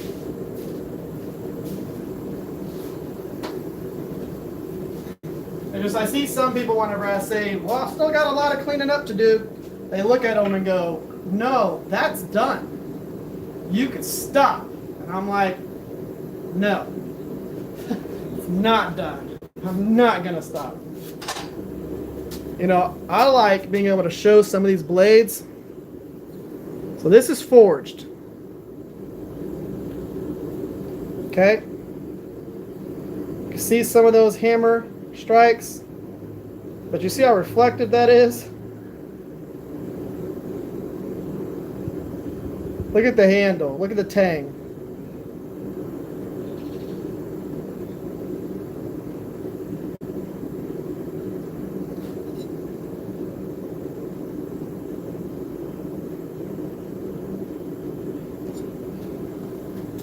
And that is a very big knife, forged bevels, all of that.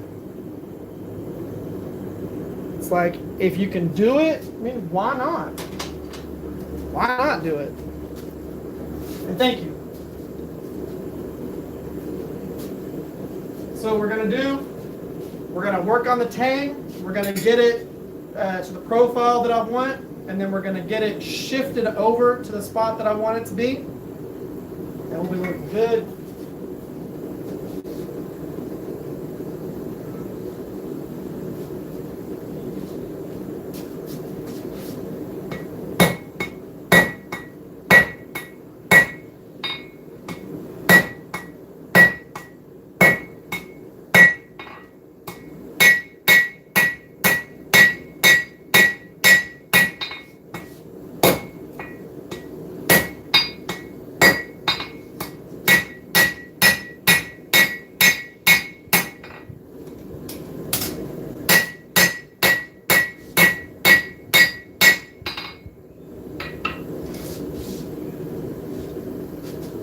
All I did was I just moved where the little hump was on the spine. I just shifted that back.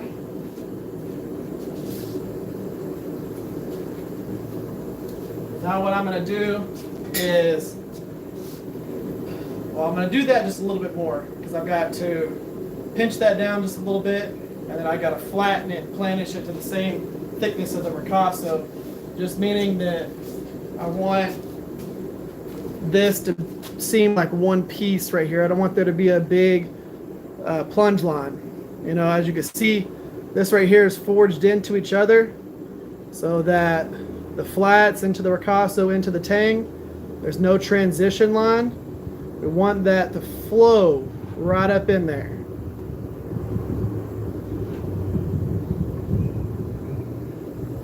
On just grinding bevels, I have actually plenty of videos on my channel of just grinding bevels. Freehand without a jig. I'm telling you right now, I've got Shop Talk Tuesdays dedicated to grinding kukris, chef's knives, camp knives, hunting knives, all kinds of stuff. If you just go into my actual channel, like if you click on my icon and it takes you to the channel, you can actually search within the channel and type in grinding bevels or the Rivers Experience grinding bevels. You'll have about 20 videos on how to grind bevels.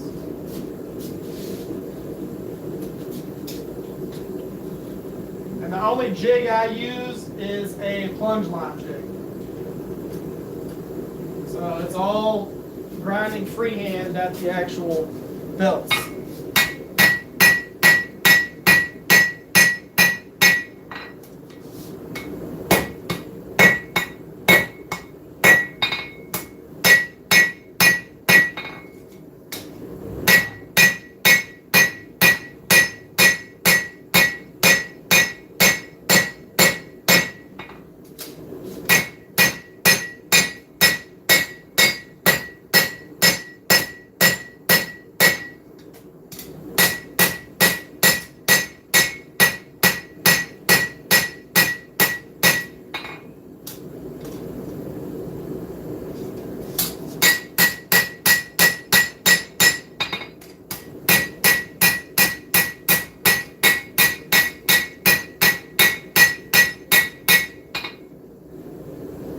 Alright, so now we have, I'm not worried about it being like super straight right now, but now we have this blended together.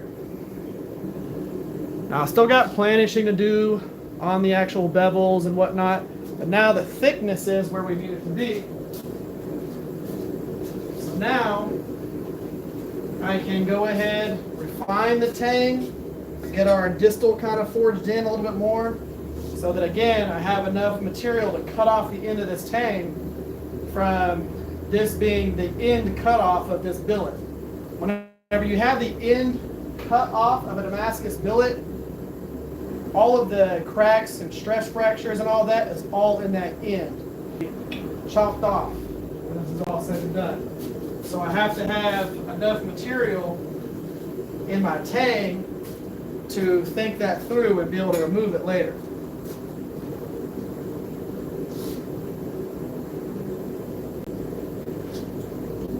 The nice thing is, let's say I go in there and I look at it and there's a little bit, let's say the stress fractures or the folds or anything like that, they go a little bit further into the tang than I want. Well, I can just cut off more and put it back in the forge and reforge that distal out and get more length out of it.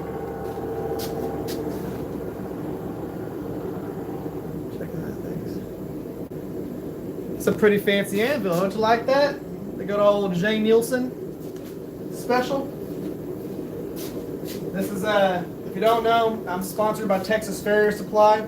This is the collaboration between J. Nielsen and Texas Farrier Supply.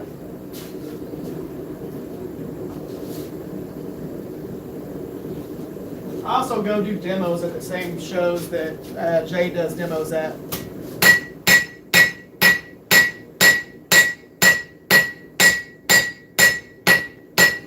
We got plenty of shows this year where we're demoing together, or near each other, or one after the other.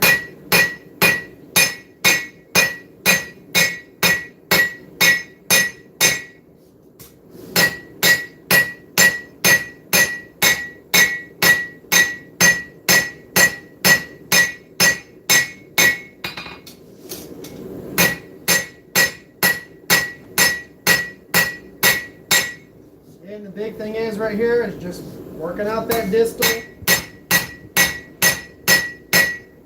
I haven't changed the profile a ton on the tang. I'm about to though. So I'm going to get about an extra 3/8 of an inch of length just by boop, boop, and doing a coffin profile on the handle.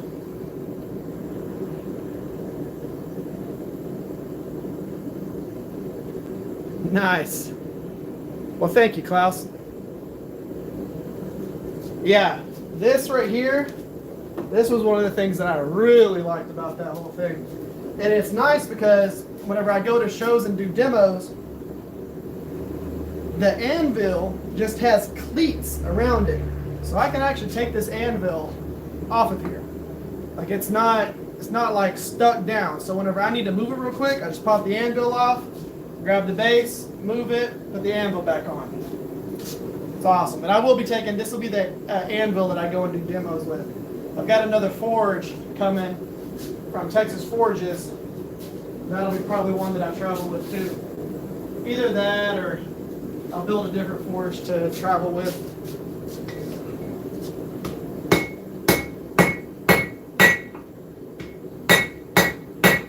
Really excited to work with Texas Forges.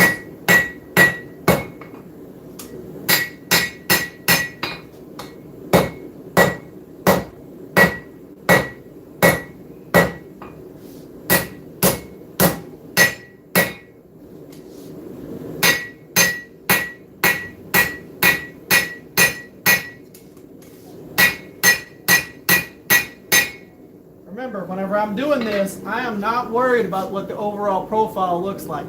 This handle has got to get dropped down a little bit. I'm not worried about that just yet. I want to get the handle forged to its profile, and then whenever I'm done with that, I will correct the profile and planish everything together. A lot of people, they want to try and fix the knife the entire time they're forging. They want to make it look like a knife the whole time. You waste a lot of heats going through and forging a bevel and then going, crap, my tang went out here, I gotta pull that back down. No, just let it do its thing. Whenever you actually finish the whole build, you'll planish everything together and forge everything together. You want to get the preform of the blade to where it needs to be, the preform of the tang to where it needs to be, go back to the blade, get that to a certain point, go back to the tang, get to that to a certain point, blade, tang. Do not try and do both of them at the same time. It wastes time. And it also wastes your elbow.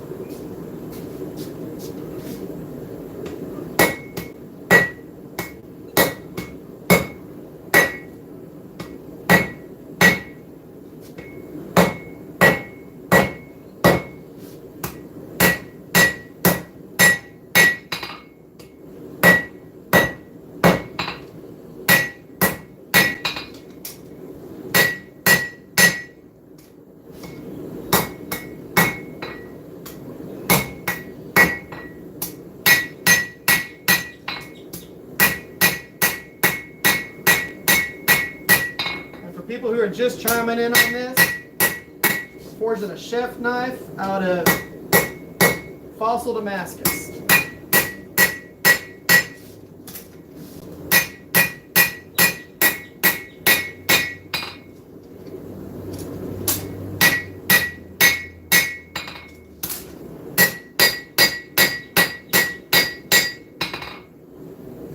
Okay, I am cool with that handle profile.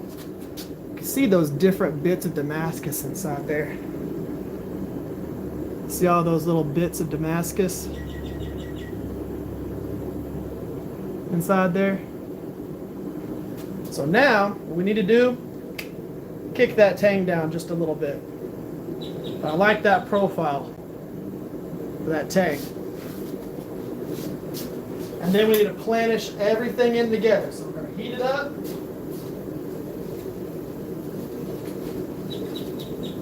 We're going to heat it up, pull that tang down about, I'm going to say 1/4 inch to 1/2 inch, maybe 3/8.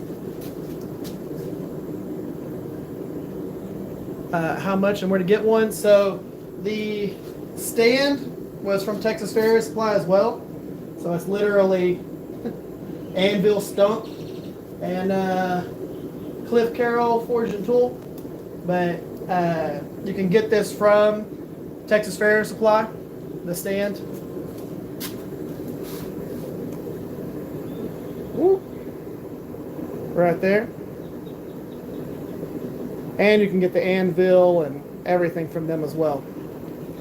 I don't know exactly how much the stand is. If you call up Texas Fair Supply, they can actually tell you how much the actual stand is and all that.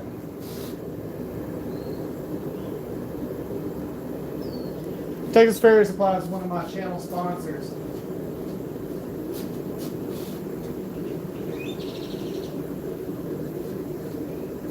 All right. But I love those guys. They're absolutely awesome.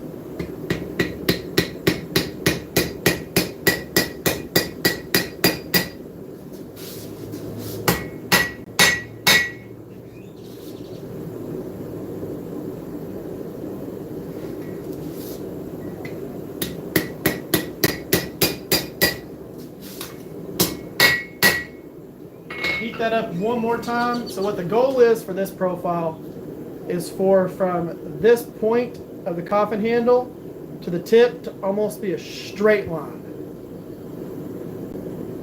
So that's our goal there. And so I need to heat it up one more time.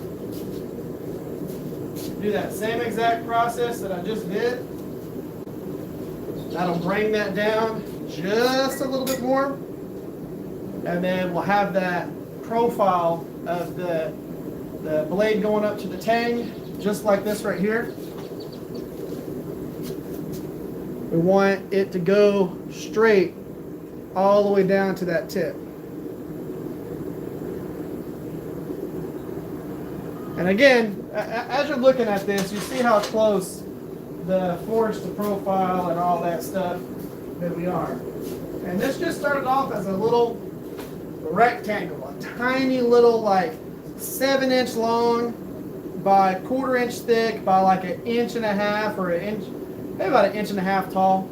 So we're about 1.5 inches tall, about 7 inches long, 1/4 inch thick, and we have a good sized chef knife out of this.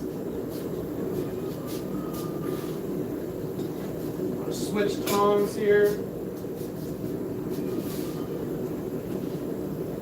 So I can lay it out fully on the anvil here.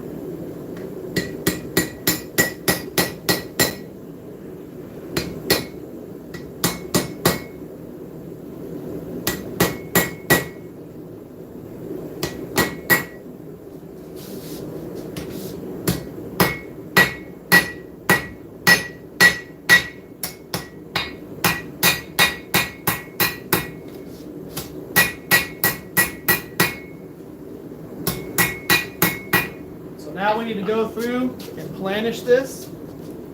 But you can see that is our profile right there. We just need to go through and planish it. And remember, I left that tang a little bit long.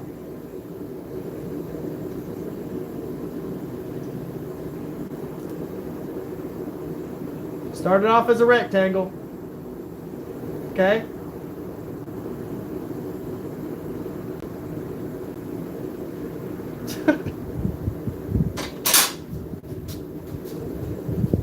Forged by eye, no markings anywhere.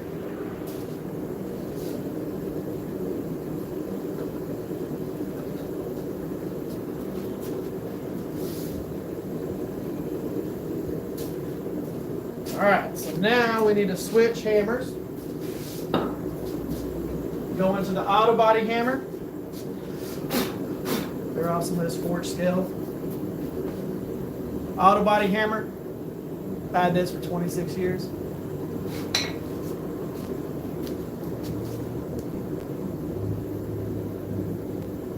Yeah, I particularly like this. So the reason why I started doing this type of handle on here, I have an EDC. It's a bird and trout or a fin and feather, depending on how you call it.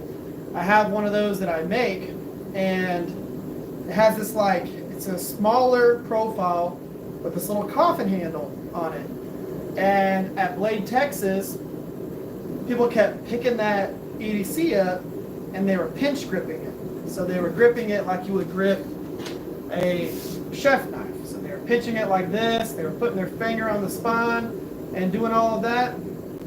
They kept picking up this EDC like that, and I thought, I need to do a chef knife with that handle.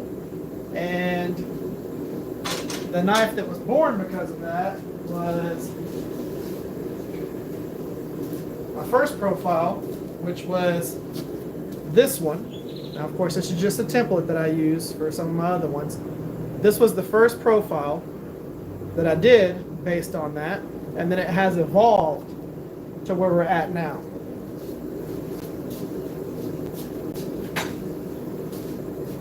All right, so we need to grab this out of here, brush it off, planish.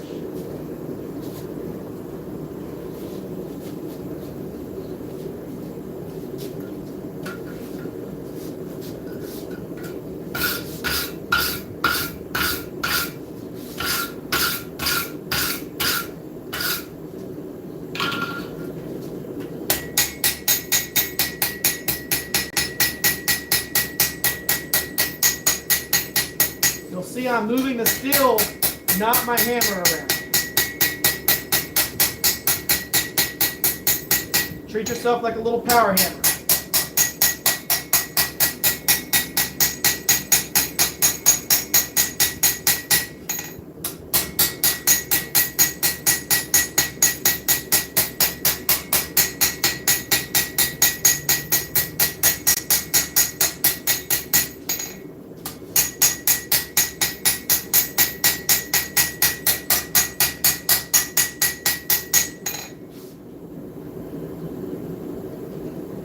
That's perfect on that.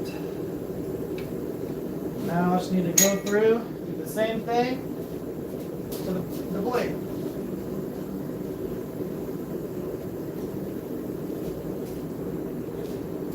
Now, a lot of us evolve our knife profiles based on how people use them, hold them, work with them, and do things like that. And as a knife maker, you have to pay attention to how people use your knives, to how you use your knives, how people hold them, grip them, do things like that, because that's what's going to help you evolve as a knife maker and make new things that are really useful. Now, every single person that I've had grip the chef's knives that I'm doing have been like, oh, that's comfortable.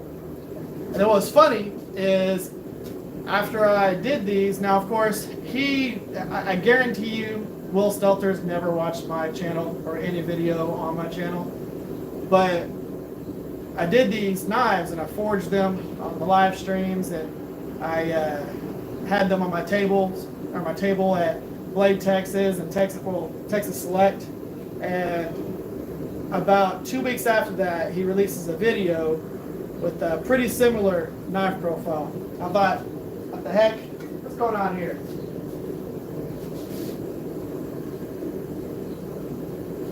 Y'all know who Will Stelter is.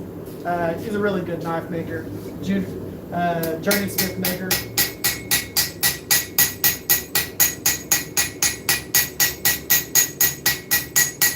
Better knife maker than me.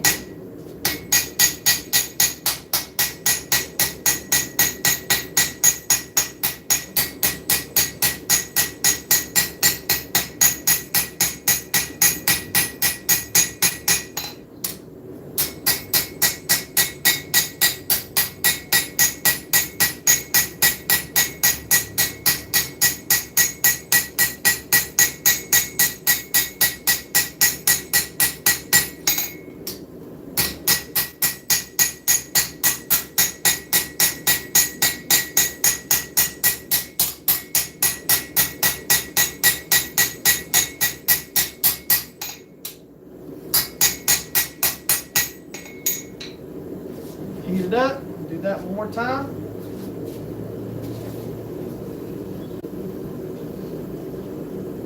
Now if you're wondering what this part is doing, it is planishing out any of those kind of deeper hammer marks. It's cleaning it up, making everything look how it needs to look. What's up, Mule?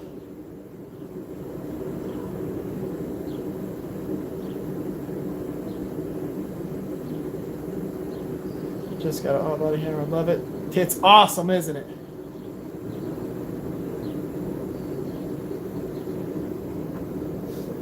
Maui Forge. What's up, man? How you doing?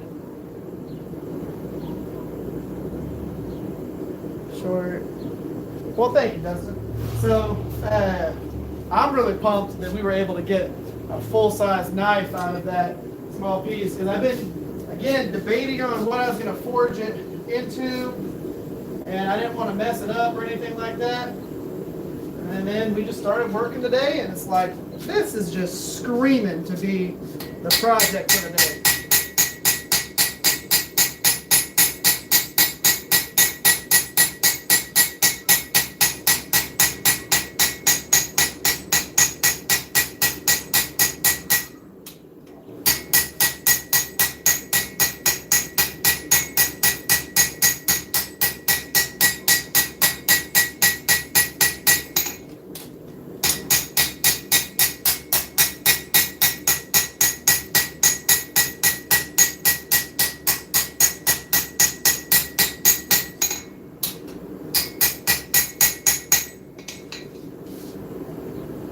I'm just letting y'all fully see what I do to get these knives as clean as I do. Because sometimes I'll do this, you know, after the live stream. I might do a little bit more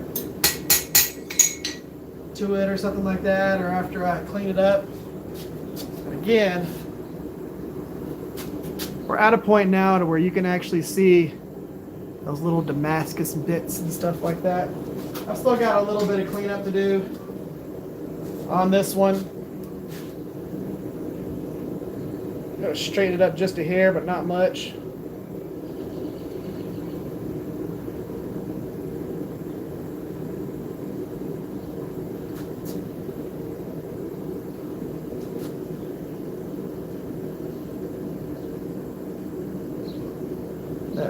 big old chef's knife out of that little bitty piece of steel.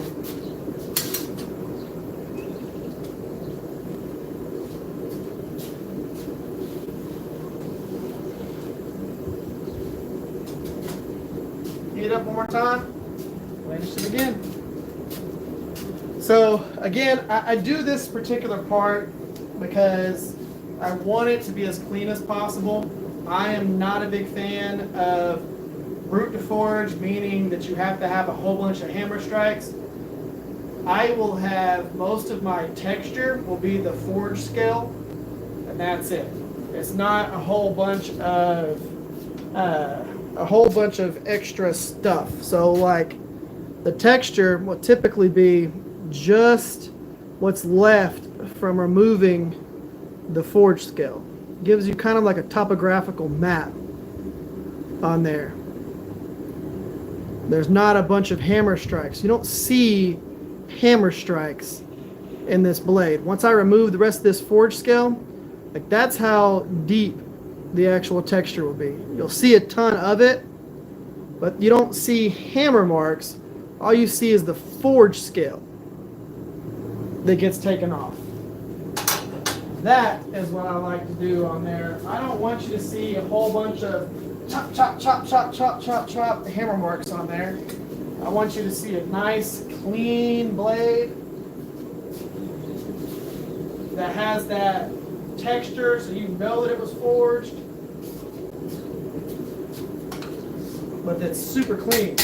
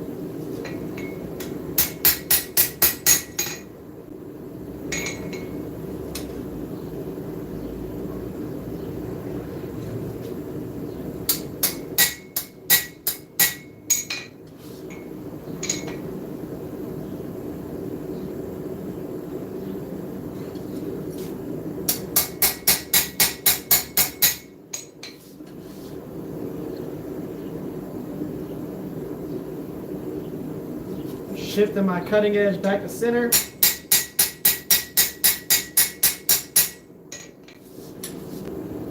So all I'm doing to do that is I'm taking the heel of this blade. So that heel, that's getting the pressure. So I'm putting primarily the heel on the anvil. So the heel is what's primarily on the anvil. And I'm forging. Let's just see where my hammer marks are. You can see where it's just slightly shinier right here. I'm forging here with the heel on the anvil like this right here. All the pressure is all the way down here, and I'm forging in this area here up into this ricasso, and that pushes my edge over while still keeping it flat. That way, change how I'm holding this just a little bit. I'm going to move this behind here so you can actually see this. And that pulls my cutting edge, there we go, back to center.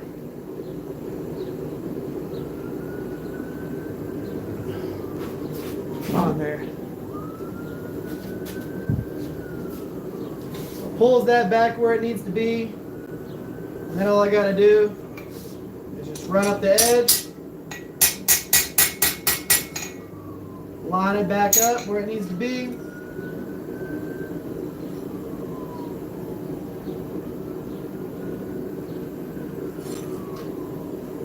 now I'm going to grab it from the blade side, toss it in the forge with the handle in there, and I'm just going to planish back into it.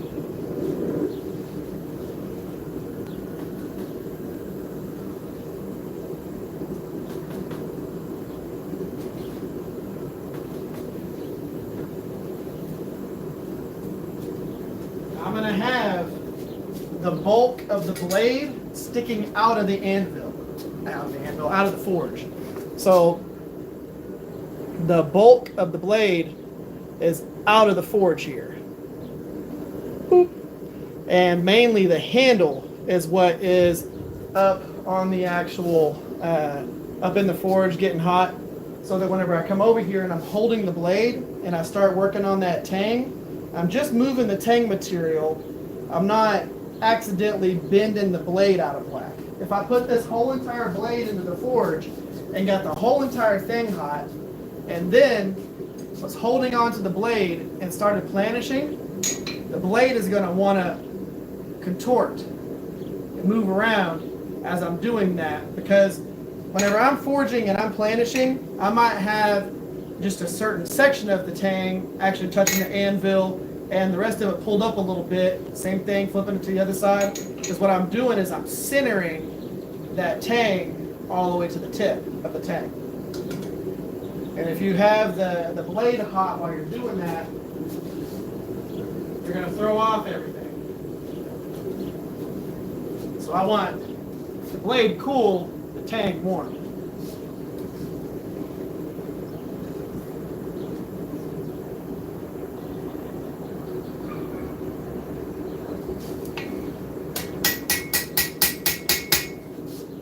We're going to look down our cutting edge and make sure our tang disappears.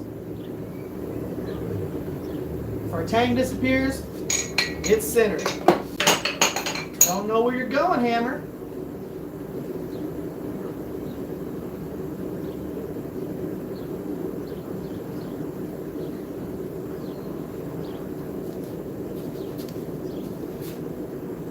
There's our profile.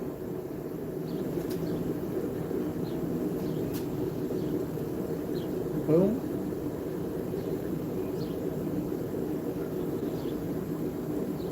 Perfectly straight. Distal taper to the tip. What's up, Kevin? How you doing, Kelly?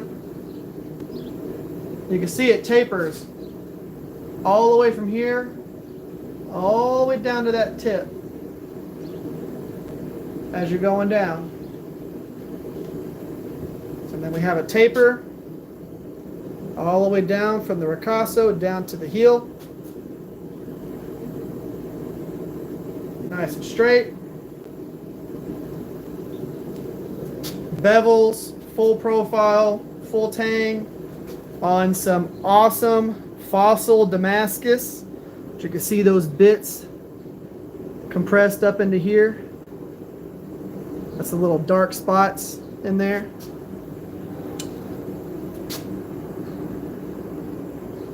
All these little bits and pieces right in here. That's going to be all throughout this blade.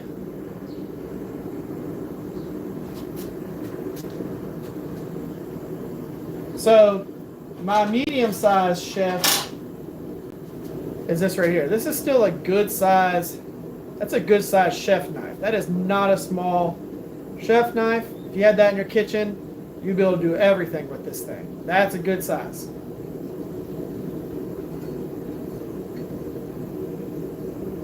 That's how big of a knife we forged out of that tiny piece of steel.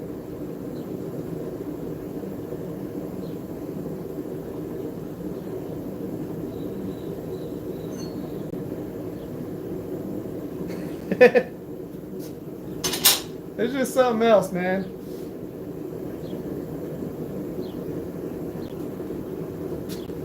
And you can see with the whole point behind this is I'm only going to have to take off like a 1/16 of an inch to this profile at most. You know, the profile that we're kind of going for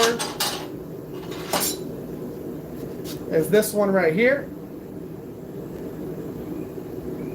This is going to be a slightly shorter version of this one. Remember, I've got to take off that back 3/4 of an inch right there. We got all the 3/4 of an inch that we wanted. Everything's looking good. Blade profile's looking good. We got that straight spine all the way down. Barely take off a little bit over here. What's up, Lon? How you doing? Thanks, Jacob.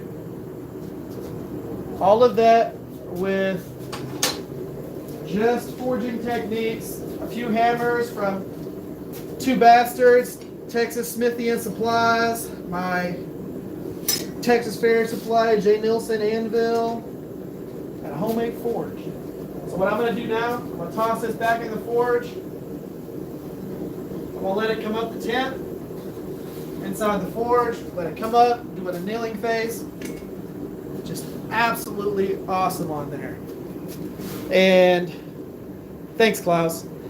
So the whole point behind a lot of this is, again, just learning a few of the hammers and the hammer techniques. So we used a dog head hammer on this. We used the cross peen, straight peen to be able to get out the height and the length. We use, this is the only hammer that's not by 2 Basterds. This is by Elijah from Fire Creek Forge. So it has the same radius on the head here, the round head, as the top of the horn of my anvil. So whenever I'm working on the tip for it. And then, so we use that, and we use the huge 2 Basterds cross peen, and then my little bitty auto body hammer. So I've had this auto body hammer right here for 26 years. I've had it since I was in high school doing auto body, and 2 Basterds rehandled it. It used to have a little fiberglass handle on it. If you don't know what this is, okay, I want you to go back into your youth, okay?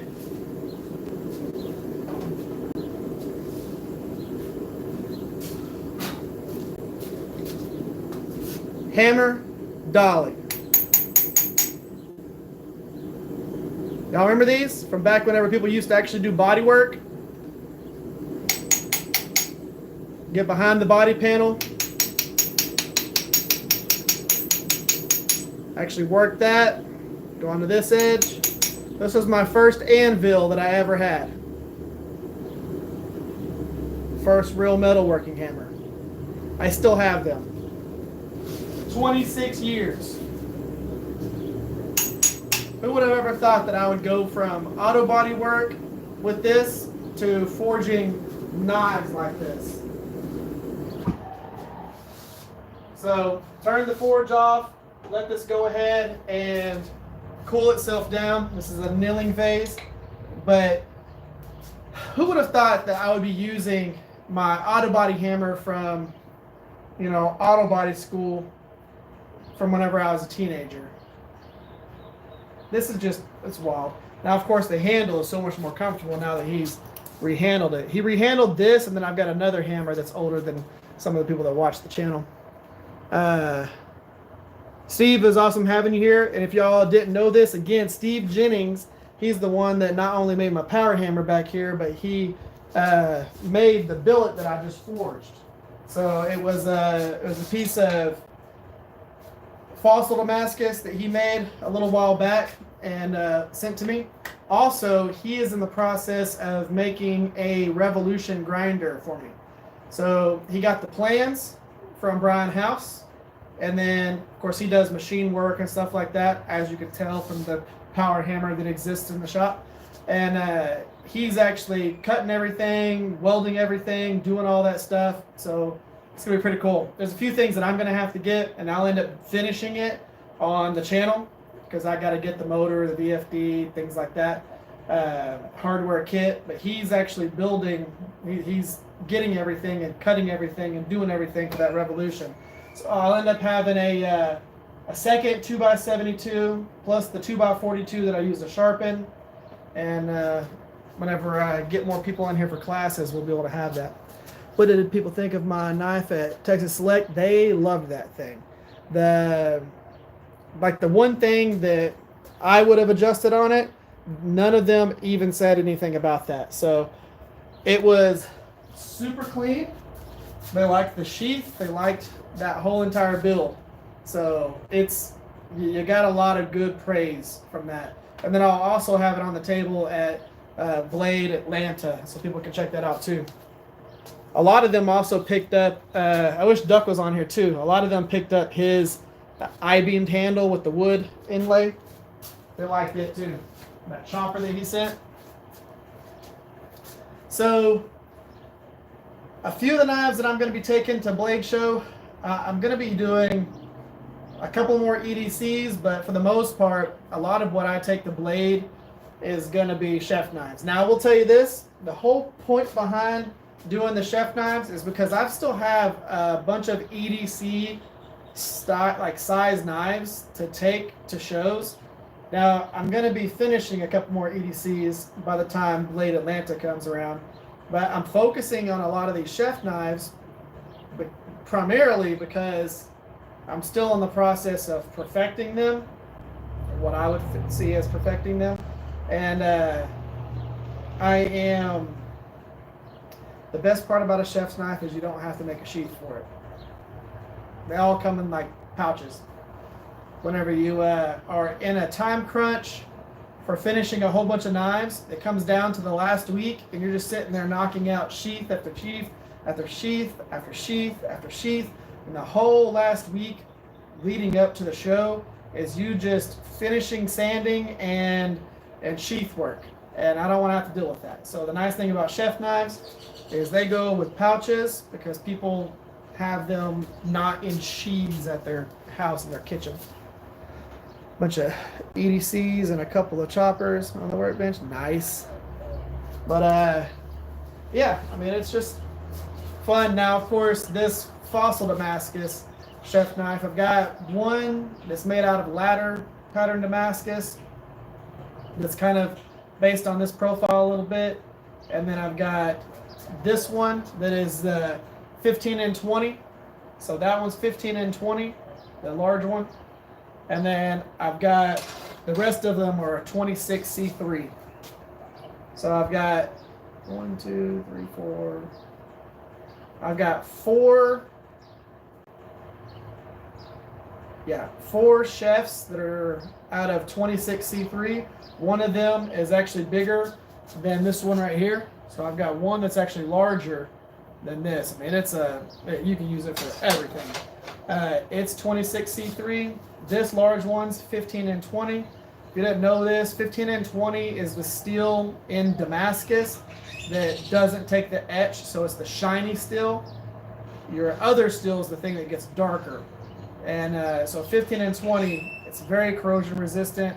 Corrosion resistant enough that you can put it in acid and it barely gets etched at all. And so we got that.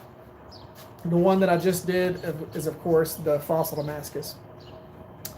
You ever going back to blade making like the heirloom blade you did years ago? I am.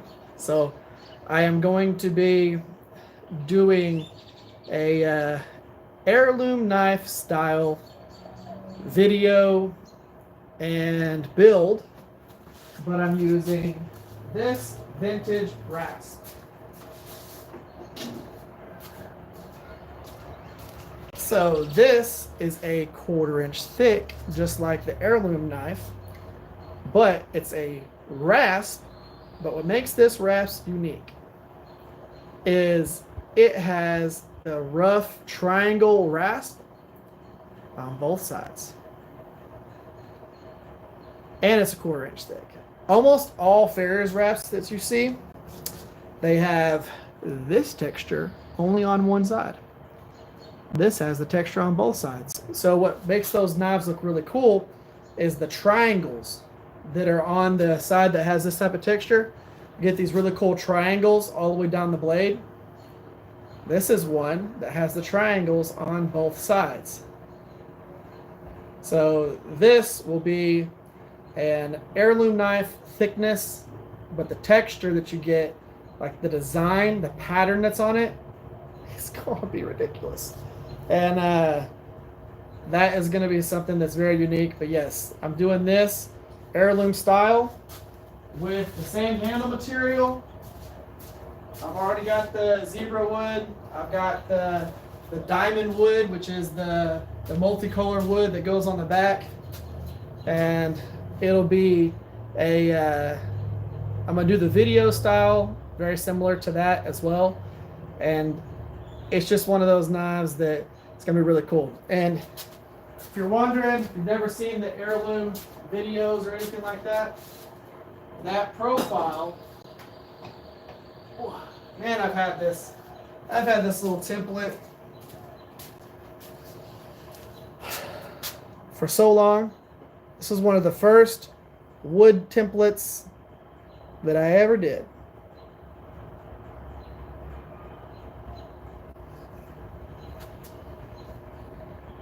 That right there. But yeah, I still have that. I'm going to be doing one of those. I'm only doing that one. And then I'm going to sell it. And I don't know if I'm going to do an auction style sell on it or whatever. I've only ever made 4 of those. Made the initial one, and then I made 3 more that were, one was very similar to it, and then I made 2 more that were slightly different. And this will be the only one that has the profile, the handle material, but a cooler looking file. And that file is like 40 something years old. So it's a piece of history. And like I said, I don't know if I'm gonna just sell it for a price, if I'm gonna auction it or whatever, but it'll be the last one I ever make of that profile. Not gonna make another one ever again. So whenever I do that one, whoever gets that is gonna be the only person that has that style with that rivelet design, which is what the heirloom knife is called. It's called a rivelet, and that's what I named it. And that's it. That'll be the only one. Anyways, guys, thank y'all for being here. Thank y'all for being a part of this. I appreciate y'all. I'm gonna go ahead and call it here. We've been going for almost 2.5 hours. We got a really cool Damascus chef knife out of this video right here, and you can see how close we got it forged to the actual profile, planished, cleaned up, everything looking mint. Hopefully that was educational for y'all. I'm gonna go ahead and catch y'all next Saturday. I didn't know if I was gonna be able to do this Saturday. I already worked for Pepsi earlier this morning. Got up super early, went, worked, got off, and did this live stream. Now I'm gonna go inside and relax because this is typically my day off, and I've been working since 5 a.m. So I'm gonna go ahead and call it here. Thank y'all for being a part of this. Thank y'all for commenting. Thanks y'all for doing all of this, and I'm glad that y'all were here and hanging out with me. Thank you, Benjamin. Y'all, catch y'all later. Well, by later I mean next Saturday.